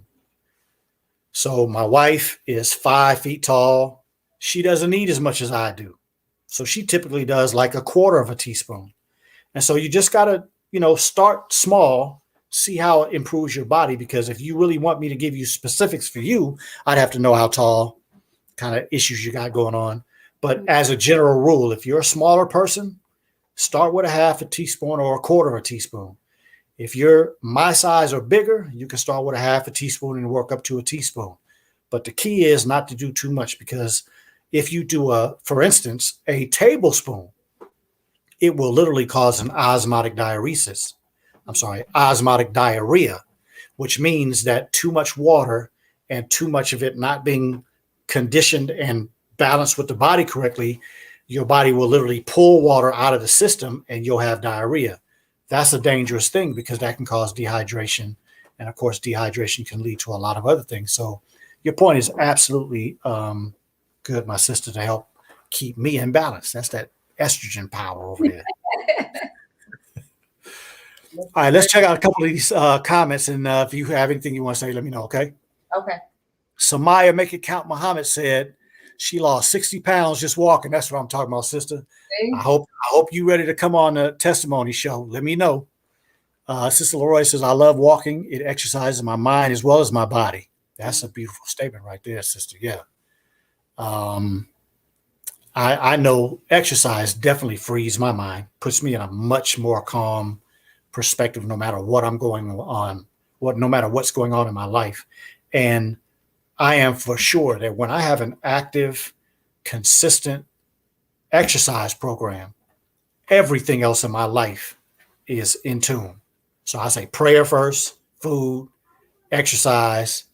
Then you put those three things together, you can be on top of the world. Okay, so Christine Crowder says, what is the best water to drink? Alkaline, artesian, spring, purified? Christine Crowder, I'm going to suggest you go to the program that I did on optimal vegetarianism without supplementation, because I talk about water in depth on that program. Please go to that one. I will drop it in the link either this tonight or tomorrow. If that doesn't answer your question, let me know and we can cover that in another program, okay? Catherine Mohammed says, are smoothies a good way to rebuild nutrition in your body to prepare for a fast? You want to take that one? Is a smoothie better? She said, are smoothies a good way to rebuild nutrition in your body to prepare for a fast? I'm going to let you go ahead and take that one. Well, I would say absolutely, because if you're talking about the correct smoothie, right? I'm not talking about an almond milk smoothie. I'm sure you aren't either. But I'm talking just in general, because there are some people out here that are doing almond milk smoothies and soy milk smoothies and green smoothies where they're doing green leafy vegetables. I think those would be detrimental to your body. But if you're talking about whole milk and you're doing frozen fruit like I do, organic frozen fruit in my smoothies, and you're using honey or quality sugar like turbinado, I don't think there are many other things that you can do better than that. Why? The blender broke up the fruit, so you don't even have to digest much. You put that in your body, a lot of nutrition, very little digestion, a lot of nutrients. So anytime you have a low digestion food with a lot of nutrients, that's what I was describing the other day when I talked about an ORAC value, ORAC. When you all get a chance, look at the different foods that you eat, the different foods that you like, and look at their ORAC value. So for instance, if you were to do a whole milk smoothie with blueberries and raspberries and strawberries and what did I miss? Whatever other berry I missed, and so some cherries. That is a very high ORAC food value, which means that for the amount of food, a lot of nutrients, a lot of benefit for the body, a lot of healing that's going to take place. And so, yes, usually I use smoothies going into a fast, and I use smoothies to come off of a fast for that same reason. Not a lot of digestion, a lot of good nutrition, good to come off of a fast like that, right? Because the Honorable Elijah Muhammad teaches us, I don't remember the page, but I'll have it next time, that we should not come off a fast with heavy foods. So let's always remember that, right? A smoothie, fruit, those are usually good things to come off of a fast with. But be sure, just like in Ramadan, that you drink your water first. Because once you start eating, you shouldn't drink with or after your food because you dilute the stomach acid. So make sure you drink your water, make sure you're hydrated prior to you breaking your fast. Okay? Let me know if we answered your question. Here's another one on breastfeed. Organic Nikki says, my breastfed child of 2.5 years has never been sick. Compared to my first child who was not breastfed, she was constantly sick, colds, ear infections, etc. See, that's what I'm talking about. Sister Organic Nikki, I'm going to ask you a question. Will you please come on the show one day and talk about breastfeeding? You have another question. You said they are both intelligent, although the baby has this unexplainable bond with me, if that makes any sense. Absolutely. But see, that's what I really would like to have on unbreakable, unexplainable bond. Oh, okay. That's been my experience. That's what I've seen. Breastfed children versus non-breastfed children in the same family. It's a totally different bond because one activity is of God and the other activity of stuffing a bottle in your mouth is the opposite of God. So it's got to be unexplainable. So I think that's beautiful. Organic Nikki, will you come on and do a show with me on breastfeeding? Tracy Owen says exercise is also a detoxification action. That's absolutely all that sweating if we're doing it correctly, getting that heart rate up.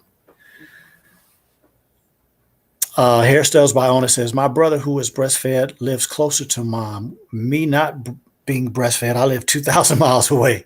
Not sure if that means anything. Probably does. That's pretty amazing. What's your experience, sister, when you were in Cuba? And, you know, one of the things that we wanted to discuss was the difference in the Cuban medical education versus the American.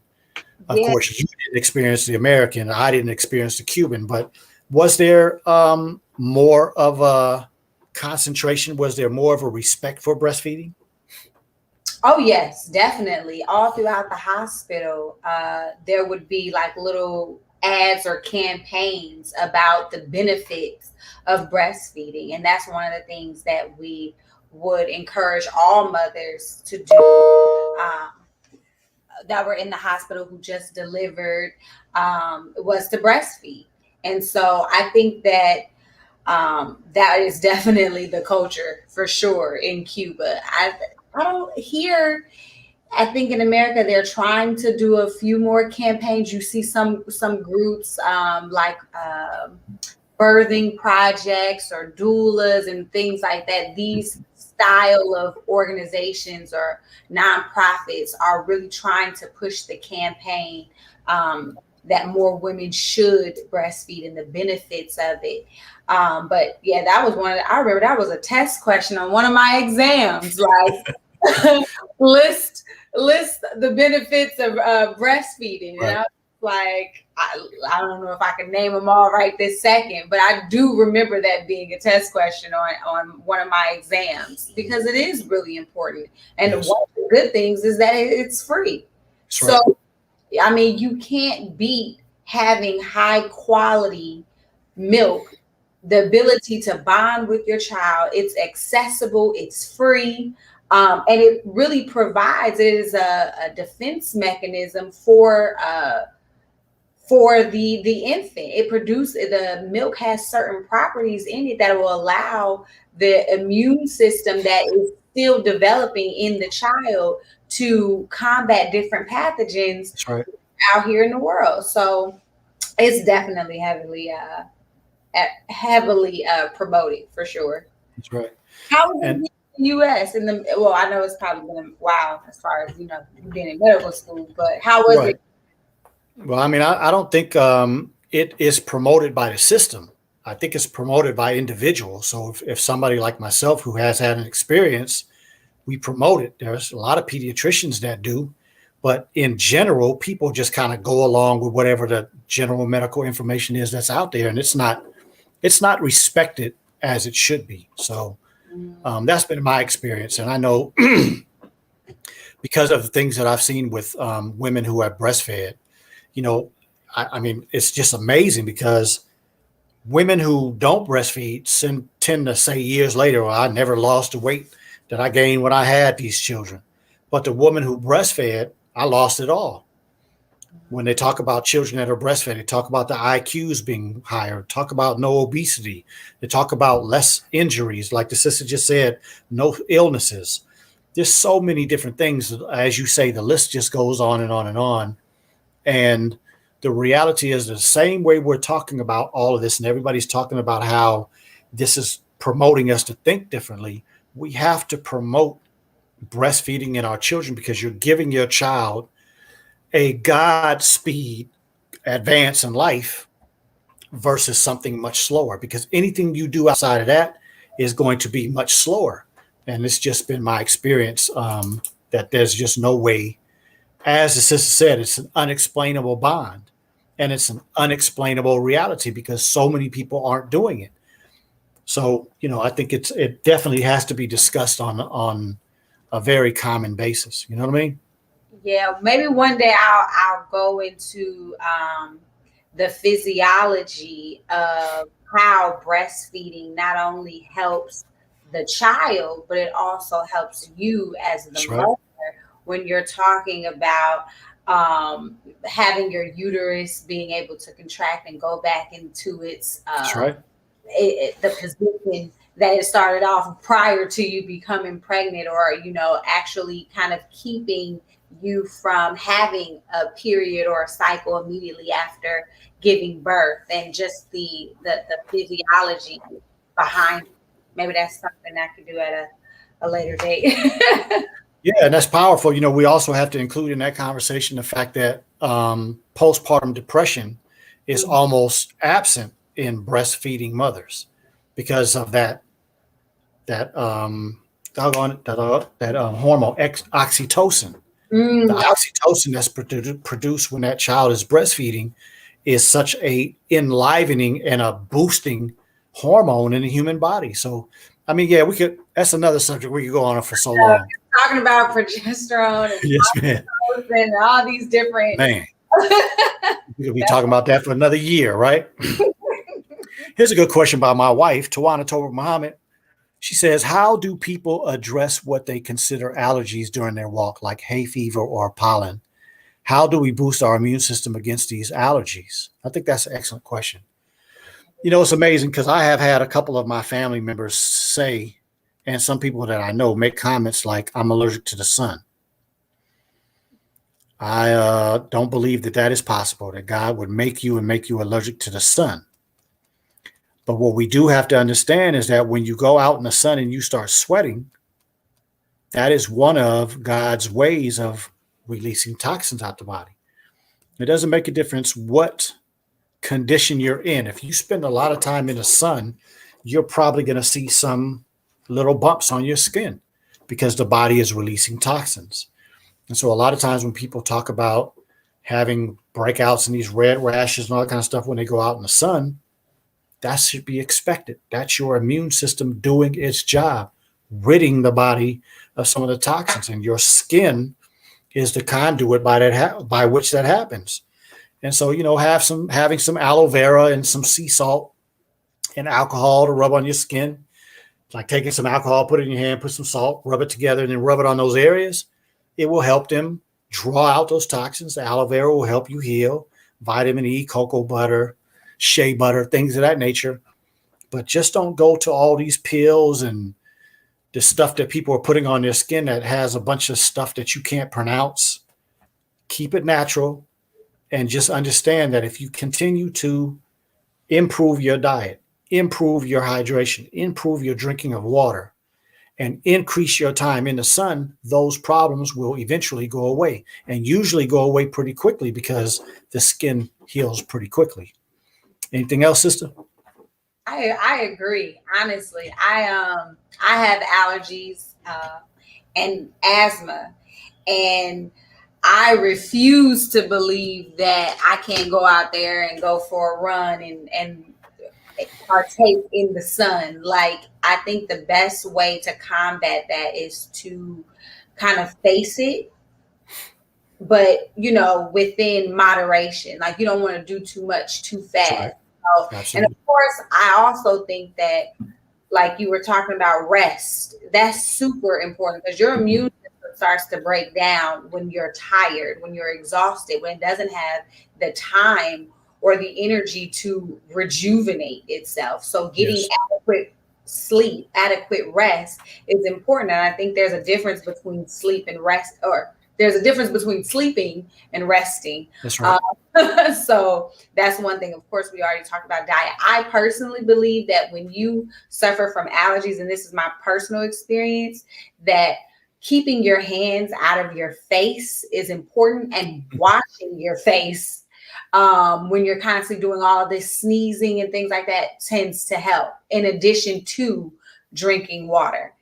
Yes. And I also think that tea helps as well, personally. Yes, ma'am. Yes, ma'am.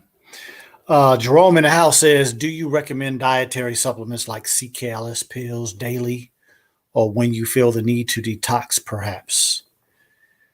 Well, for those who don't know, I believe CKLS stands for, I forget, something kidney, liver, spleen.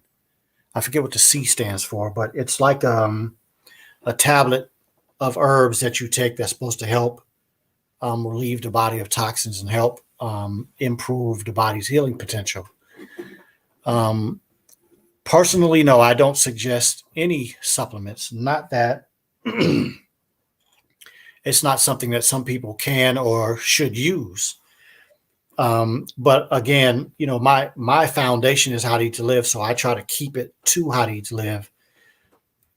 The liver, the spleen, the blood are our innate detoxifiers of the body. And I don't believe anything can do a better job than those organs that God gave us. Now, when we're talking about a person who needs to detox because their body is toxic, then I'm not saying that sometimes people don't need help, right? And so if a person needs CKLS because it does benefit them, like the sister that I mentioned earlier, that she sometimes feels sick. I have known people that can't fast because they feel so bad, take CKLS, and after taking that for a little while, they can do a fast because they feel better. So yes, I think CKLS is a good thing and it does work, but I don't suggest it unless somebody is in a real bad situation and they can't handle detoxing in a natural way. And so that's just kind of my philosophy. I kind of try to stay away from supplements unless a person needs it. So I don't ever want to make anybody think that I'm 1,000% against supplements. I'm not. I just think that we all have to have a goal that when you eat the right type of foods, when you rest, when we fast, when we rest, sleep, rest, not doing too much, and we fast, eating the right foods, thinking correctly, praying, being good in our life, then those things will allow your body to be able to do everything it needs because everything that we need has been given to us. What about you, my sister? I completely agree. Praise to God. Warren Muhammad says, Salam, I just had surgery 3 weeks ago. They told me how important it was to start walking immediately. I would not sit for more than an hour without walking. I plan to fast this weekend. Yes, sir, my brother. I pray that you recover quickly and get past where you were before. Keep us updated. We pray a lot that you are successful. Roderick Barnes says, God made our bodies to move. This society's culture hasn't promoted that. Although that is changing, it's a conscious lifestyle decision you have to make. Yes.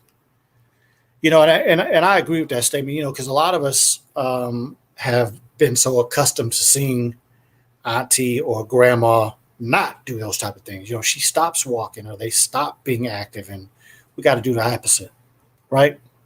Yes, sir. And you know what? I know that it's probably a little bit more challenging with COVID going on and people working from home. So you don't even have to go to the office anymore. Or, depending on what you do, you Yes. might literally go from your bedroom to your living room, and that's the extent of your whole day. So, we really just have to work on that and be mindful of that. Absolutely. Jerome in the house says also, do you get the same amount of nutrients when juicing fruits, veggies, as opposed to eating them? You wanna get that one? I think you already talked about it. You already explained it. You talked about the blender and how breaking down the food, it's already done half the job for you. You exert less energy trying to digest this food because it's already been broken down for you. So I think that pretty much sums Yeah, it up. well, the only clarification I would make is I definitely do not suggest juicing vegetables. All vegetables have to be cooked to some degree. And of course, they still need to be crunchy in order for us to get the good things out of them. So I do not suggest juicing vegetables at all. And the caveat that I will say about a smoothie um, in comparison to juicing is that the Honorable Elijah Muhammad teaches in How to Eat to Live that every food, even the best ones, have some toxins in them. Mhm. And if you think about it, if we were to take a bottle this big of juice, which, prior to How to Eat to Live, I used to drink big old things of juice on a regular basis. How many pieces of fruit would it take to make a bottle this big of juice? How much good are you getting? How much bad are you getting? Because he did suggest that we shouldn't do juicing because of that fact. And I would say it on multiple occasions. I mean, multiple reasons. Number one, when you put a piece of fruit in your mouth and you chew it, as you are chewing, you're making saliva from the parotid gland, from the submandibular gland, from all of the areas in our mouth that produce saliva. It is being made directly to handle that food that you are chewing. And so when we drink juice and we abort that process, the digestion process is not the same. You put all that juice into your stomach, the body is saying, what is this? Where did this come from? What am I supposed to do with all of this? When you chew something, the body is being prepared, the food is being prepared as the body is made to handle it. And so that would be my only caveat when it comes specifically to fruit juicing. You when people are in certain conditions where they need it, yes, but on a regular basis, we should probably try to do as little juice as possible. And vegetables the same, right? Vegetables probably are where most people get the majority of their fiber. And if you're eating beans, you eat beans and vegetables, you're getting good amounts of fiber, which is very important for keeping you regular as far as having bowel movements. We know that constipation, we know that having stool stay in the body, we know that not getting rid of waste is a burden on the body, a toxic burden and a burden from a physical perspective. So we want to make sure that we're eating our vegetables because that's very important on keeping us regular. Okay. So let me know if we answered that question, Brother Jerome. I would, I don't know if this was said in How to Eat to Live or if I heard it, but it was talking about um, cooking your vegetables and not cooking your fruits. I think I've heard that because a lot of times, you'll hear people, oh, let's bake an apple pie or let's bake a peach cobbler. But I don't know if it was in How to Eat to Live. I'm not Yeah, 100% sure, but it talked about the importance of having certain things raw and versus certain things cooked. And they're saying, you should cook your vegetables and you should eat your fruit raw. absolutely. That's what he says. He says that fruit is best eaten raw, but he Mhm. also mentions a couple other places that fruit is really the only thing that we should eat raw. Because eating raw vegetables, eating raw meat, and all that kind of stuff, that's what cave people were doing. And we are not cave people, so we shouldn't be eating that way. Yeah, absolutely, since that's in it. Sister Robin Muhammad said that's because this show is amazing. Well, praise be to Allah. I really appreciate that compliment, my sister. Regular fasting, Roger Barnes says, helps keep your grocery bill down. That's for sure. You're not eating. You don't have to go to the grocery store a lot. Etta Purcell says, good evening, Dr. Keeley and everyone. These shows are amazing. Thank you for sharing the knowledge. Well, thank you, my sister. That's another Etta Purcell. I'm putting you on the spot. Potentially, she may have a testimony Tuesday little time for us coming not too long. Wow, here's a powerful question. I'm going to drop this on your lap, sister. Can stage 4 cancer be reversed? And it's metastasized. Well, Nah, what is it? Stage 4 is metastasis. You're right. No, stage 4 is metastasis. Yes, you're right. Ooh. What does the science say, Dr. Keeley? Well, I honestly have seen many cases, albeit on on internet, of people healing from all different types of cancers and all different types of stages. I think it comes to belief, because I have worked with quite a few people with cancer in my career. I have never seen anybody heal stage 4 cancer, but in all honesty, I don't believe that any of those people that I work with actually had the faith. I currently am working with approximately, I think I'm right about 3 or 4 women that have had breast cancer, had the lumpectomy, and we're talking years later, and they have had no return of cancer. Mm-hmm. But to specifically answer your question, can we heal stage 4 cancer? I believe yes. But I believe that the person has to be extremely dedicated, extremely faithful, not in what my faith is, but whatever their faith is. They have to believe that they can heal. That is more powerful than anything else. Why? Because most people, not most, maybe I can say most people that I've seen get the diagnosis of cancer were murdered here by the callousness of the doctor. And then the doctor sends them to an oncologist, and the oncologist is terse, just speaks about things in a very happenstance way instead of having compassion and concern for this person. So that's been my experience, that people are murdered at the diagnosis. And so will they heal? Probably not, because it's very difficult to come back from that mentally. But if a person is mentally strong and they do have the faith, and then they start putting in some work, like we've been talking about all today, and they start seeing some of the benefits of that work, I believe that that person has a chance. And I'm looking forward to whoever plans on working with me in the future so that we can prove what I'm saying is true. Because, I opened up the show about having an open mind. Mm-hmm. I read a book about somebody that was 190 something years old. We're talking about Methuselah, who was 969. If that truly is what we think, right? And then that has to be faith, because we don't see examples like that. I don't know anybody that can say, I know a 198-year-old person. I don't know anybody that can say they know a 200-year-old person. So we have to foresee this in our mind. But I had a grandmother that lived 110, ate pork all of her life, ate multiple meals all of her life. So if I have faith in this book, and he says that you can live to 140, he said to take a child, once they start eating solid food, they can live 240. Well, this man has taken the caps off of my head. So I believe I can live that long. And if I believe I can live that long, can I solve cancer? I believe yes. But it takes a lot. That's a really, I'm glad you brought that up, honestly, because when I was in medical school, and I didn't understand this originally, I'm going to be honest. Yes. When I was working in the hospital, they would not tell a patient if they had cancer. Yes.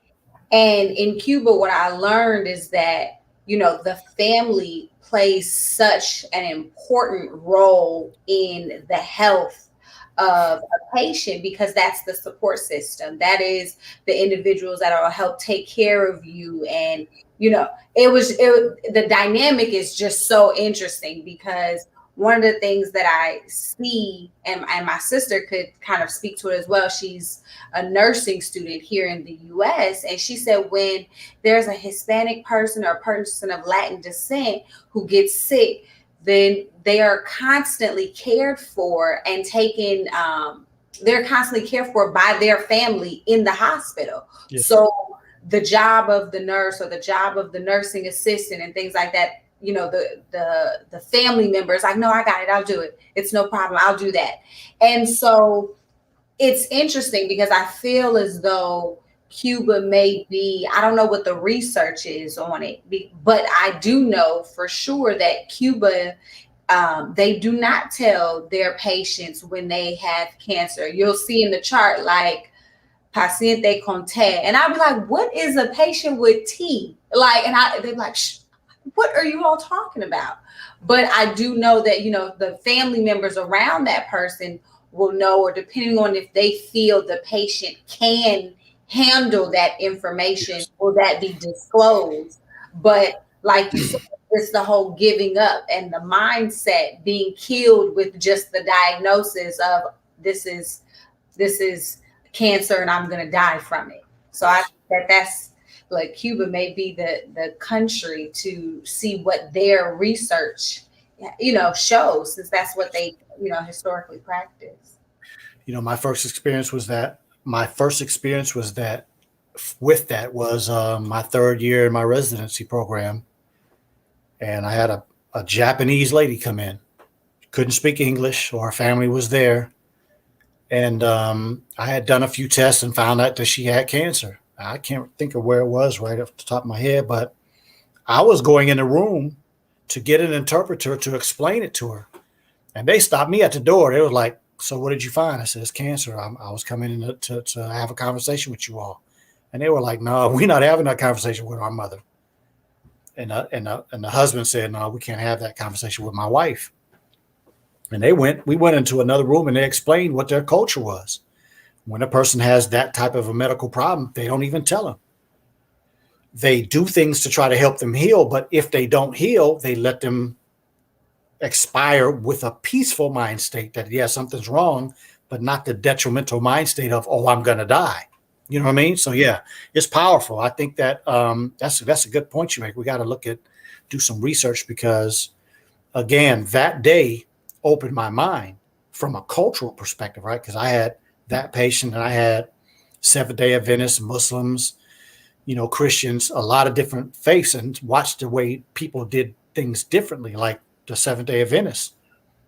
Blood transfusion could have given him another 6 months. He was like, my faith is that we don't do blood transfusion, so I'm not taking one. And within, I think, a week or two from that conversation I had with him, I was signing his death certificate. But I had so much respect for that. So much respect for a man that even in his deathbed, he stuck with his faith. That was powerful, you know?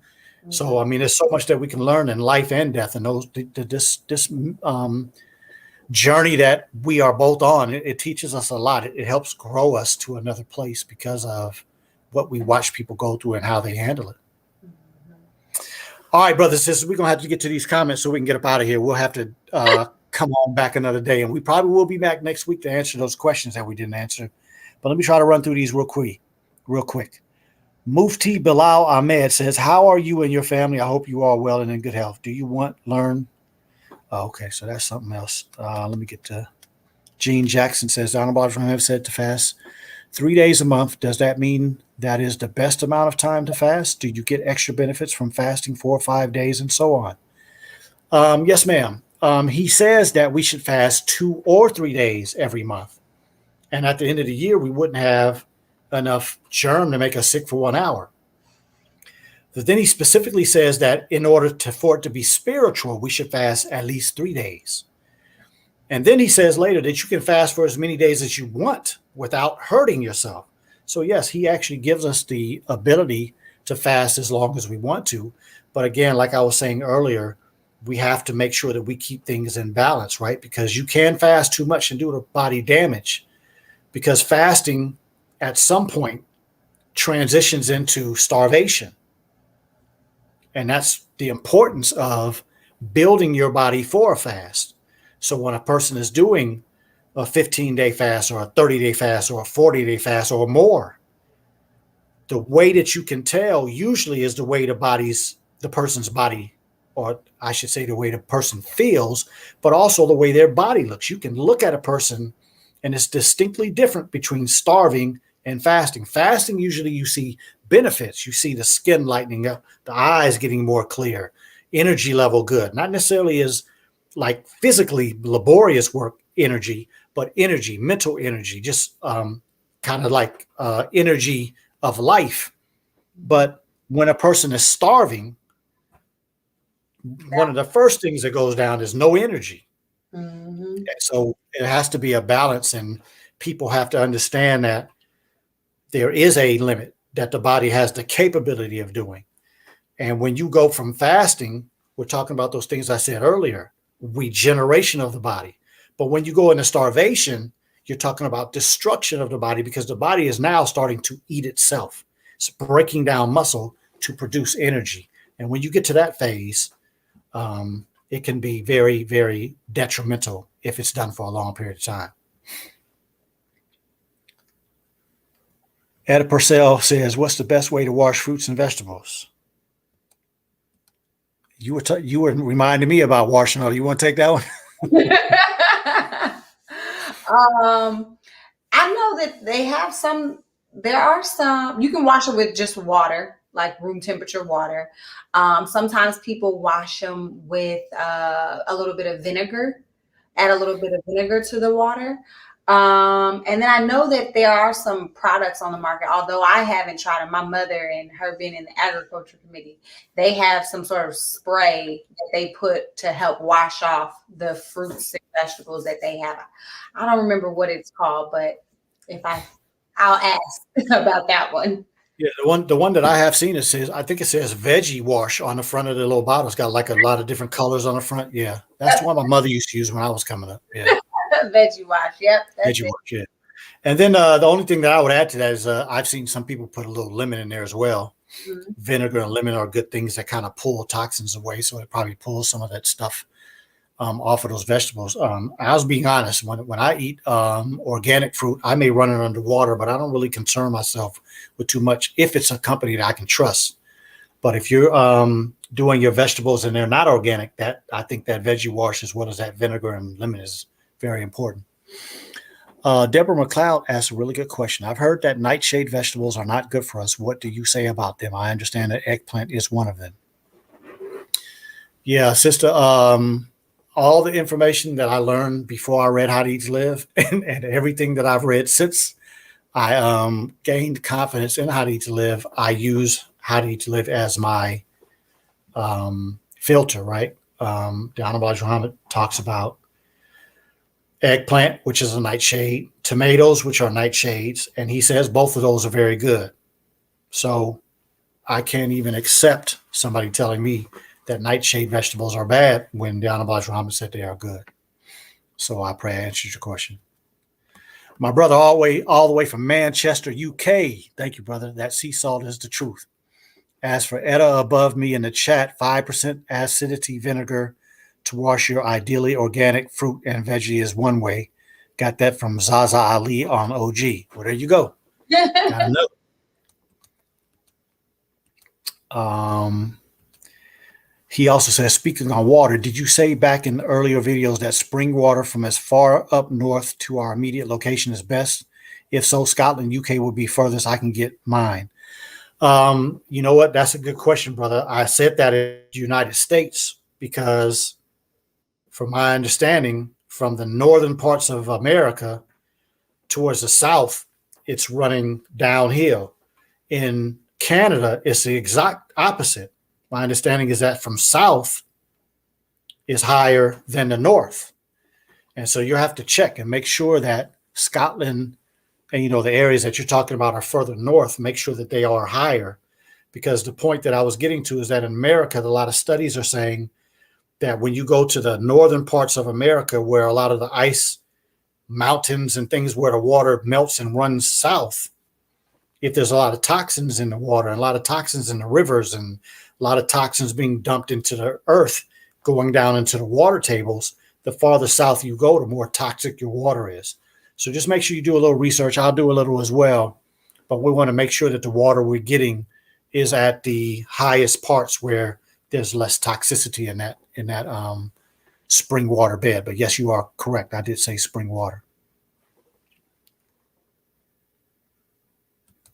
Joshua Stoney says, I can be a witness with that one. So because my sister and God in the car accident, I'm not exactly sure what you mean, but it sounds like you're going to be part of this testimony.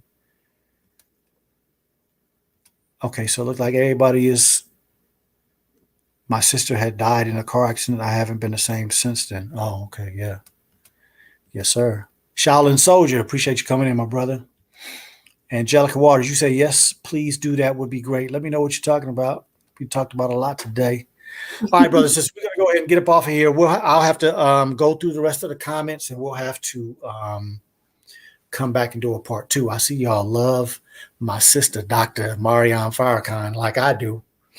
She has a wealth of knowledge, and I also think that one day it's going to be important for us to have a conversation on what her experience in Cuba was versus mine here in America, because at the same time we're opening up our mind on what our bodies have the capability of doing. We have to open up our mind to the fact that America is not all that when it's compared to other places. Yes, there's some positive, beneficial things about America. I'm not trying to knock that, but just to say that America is better than everybody else, that's the European American mind state. But to say that is wrong, because I have experienced many doctors from Cuba before some of the sisters that have gone there for medical school over the last few years. And I have always been sure that their education was more of an education, whereas our here was more of an indoctrination. Theirs was more complete. Theirs took a lot of different things into consideration, like herbs and food and breastfeeding and a lot of different perspectives that in America we take for granted, or we just have no respect for it at all. Okay. So my sister definitely will be, she's welcome anytime she want to come. Let me put it that way. And her schedule is busy like all of ours are. So we'll have to continue to work and bring you all more news that you can use. Anything you want to say to close out, my sister? I just, as always, it's a pleasure to be on your show with you, to just engage with you and your audience. I think talking about how to eat to live and just the words of the messenger as taught by Master Fard Muhammad is always important, because it is a reminder. And as we're taught, a reminder is a blessing. I don't know if you usually give your audience a homework or a homework assignment or something to do, but it was on my mind. I was like, I feel like they should leave today with an assignment. So come on with it. So I was thinking, as we're talking about fasting, we're coming up on the Unity Fast. I think from now or starting tomorrow, so Wednesday until we meet again, be it next Tuesday, you write down what you eat, and at what time you ate, and where your food came from. So if you cooked it in your kitchen, perfect. If you went out and it was something that you bought a fast food or a restaurant, I think that it should be written down. I think we should take an inventory of how we're doing. That's it. There y'all go. So we got a new doctor on the scene. She giving you a homework assignment. So I'll come on back with that homework assignment done next week. Mm-hmm. But in all honesty, brothers and sisters, we plan on answering the questions. And I'm going to have to finish going through these comments, because I see there's some great ones and some good points. And that's how we're going to continue to build our shows, based on your comments, your interaction. And before you all leave tonight, please share the show. Tell a few of your friends about it. And in the next couple of days, tell some people, come on, let's grow this community, because we actually are going to not only have homework assignments, but we're going to start trying to have a collective effort with all of us, and being a community, supporting each other, and seeing what type of evaluations we can have, and then what improvements we can have. Maybe we'll have a couple of people that we can inspire to go from stage 4 cancer to cancer-free because of us. And that will be a benefit, right? We could all enjoy doing that. So I thank you all for coming. I pray that you got some news that you can use tonight. I pray that in a time that we are living in, that today's information helps you, not only in opening your mind to get to work, but realizing that you have to work hard in order to have good health. So physical health, mental health, we have to work hard to have them both, right? And lastly, we are reading this book. And so if you don't have it, please get it and come on and join us, because we are, what are we in? I forget what we're in, but The I month think of this, March. we're in March, yeah, but I'm trying to remember how many books. We are now at Oh. 6 or 7 books that we have read during the last few months on the Ultimate Wellness Group Book Club. So I'm trying to find the doggone book. I know I got a picture of it somewhere. But we'll talk about that later, because I don't want to spend any more time. But please join us on the Ultimate Wellness Book Club. You can join by going on Facebook and just looking up the Ultimate Wellness Group Book Club. We will, of course, allow you in. We're reading Dr. Wesley's first book, the Black Masculinity. I'm forgetting the name, but anyway, the book is on the site. Okay. It's right You here. have it? Yeah, show us a picture real quick, my sister. We are reading 5 pages a day, so it's not too difficult. The brother uses a lot of terms that we may have to look at. That's it. Show it a little closer for everybody. That's it right there, brothers and sisters. So what is it? Understanding the assault on the black man, black manhood, and black masculinity. And the reason why we're reading that right now, after reading Medical Apartheid, and then we read a book about vaccines, and then we read the book that Kennedy wrote about the mercury in the vaccines. And then the last 2 months, in January and February, we read How to Eat to Live, book 1 and 2. And we also read The Unapologetic Black Guide to Mental Health. So we have had some very good books, some very good sessions, some very good thinking and promotion of activity. And now we're going to go into Dr. Wesley's excellent research, where he is showing us all the different things that are being done to try to destroy us. And so I think all these different things that we've read is, again, another added benefit to boosting our overall health, our immune system, and giving us the ability to be strong and making it through this time that we're living in and come out better. So without any further delay, thank you all. We'll see you next Tuesday. And my sister, you be safe. Take care of yourself until we talk again. Yes, All right? sir. All right. Y'all be safe. Peace.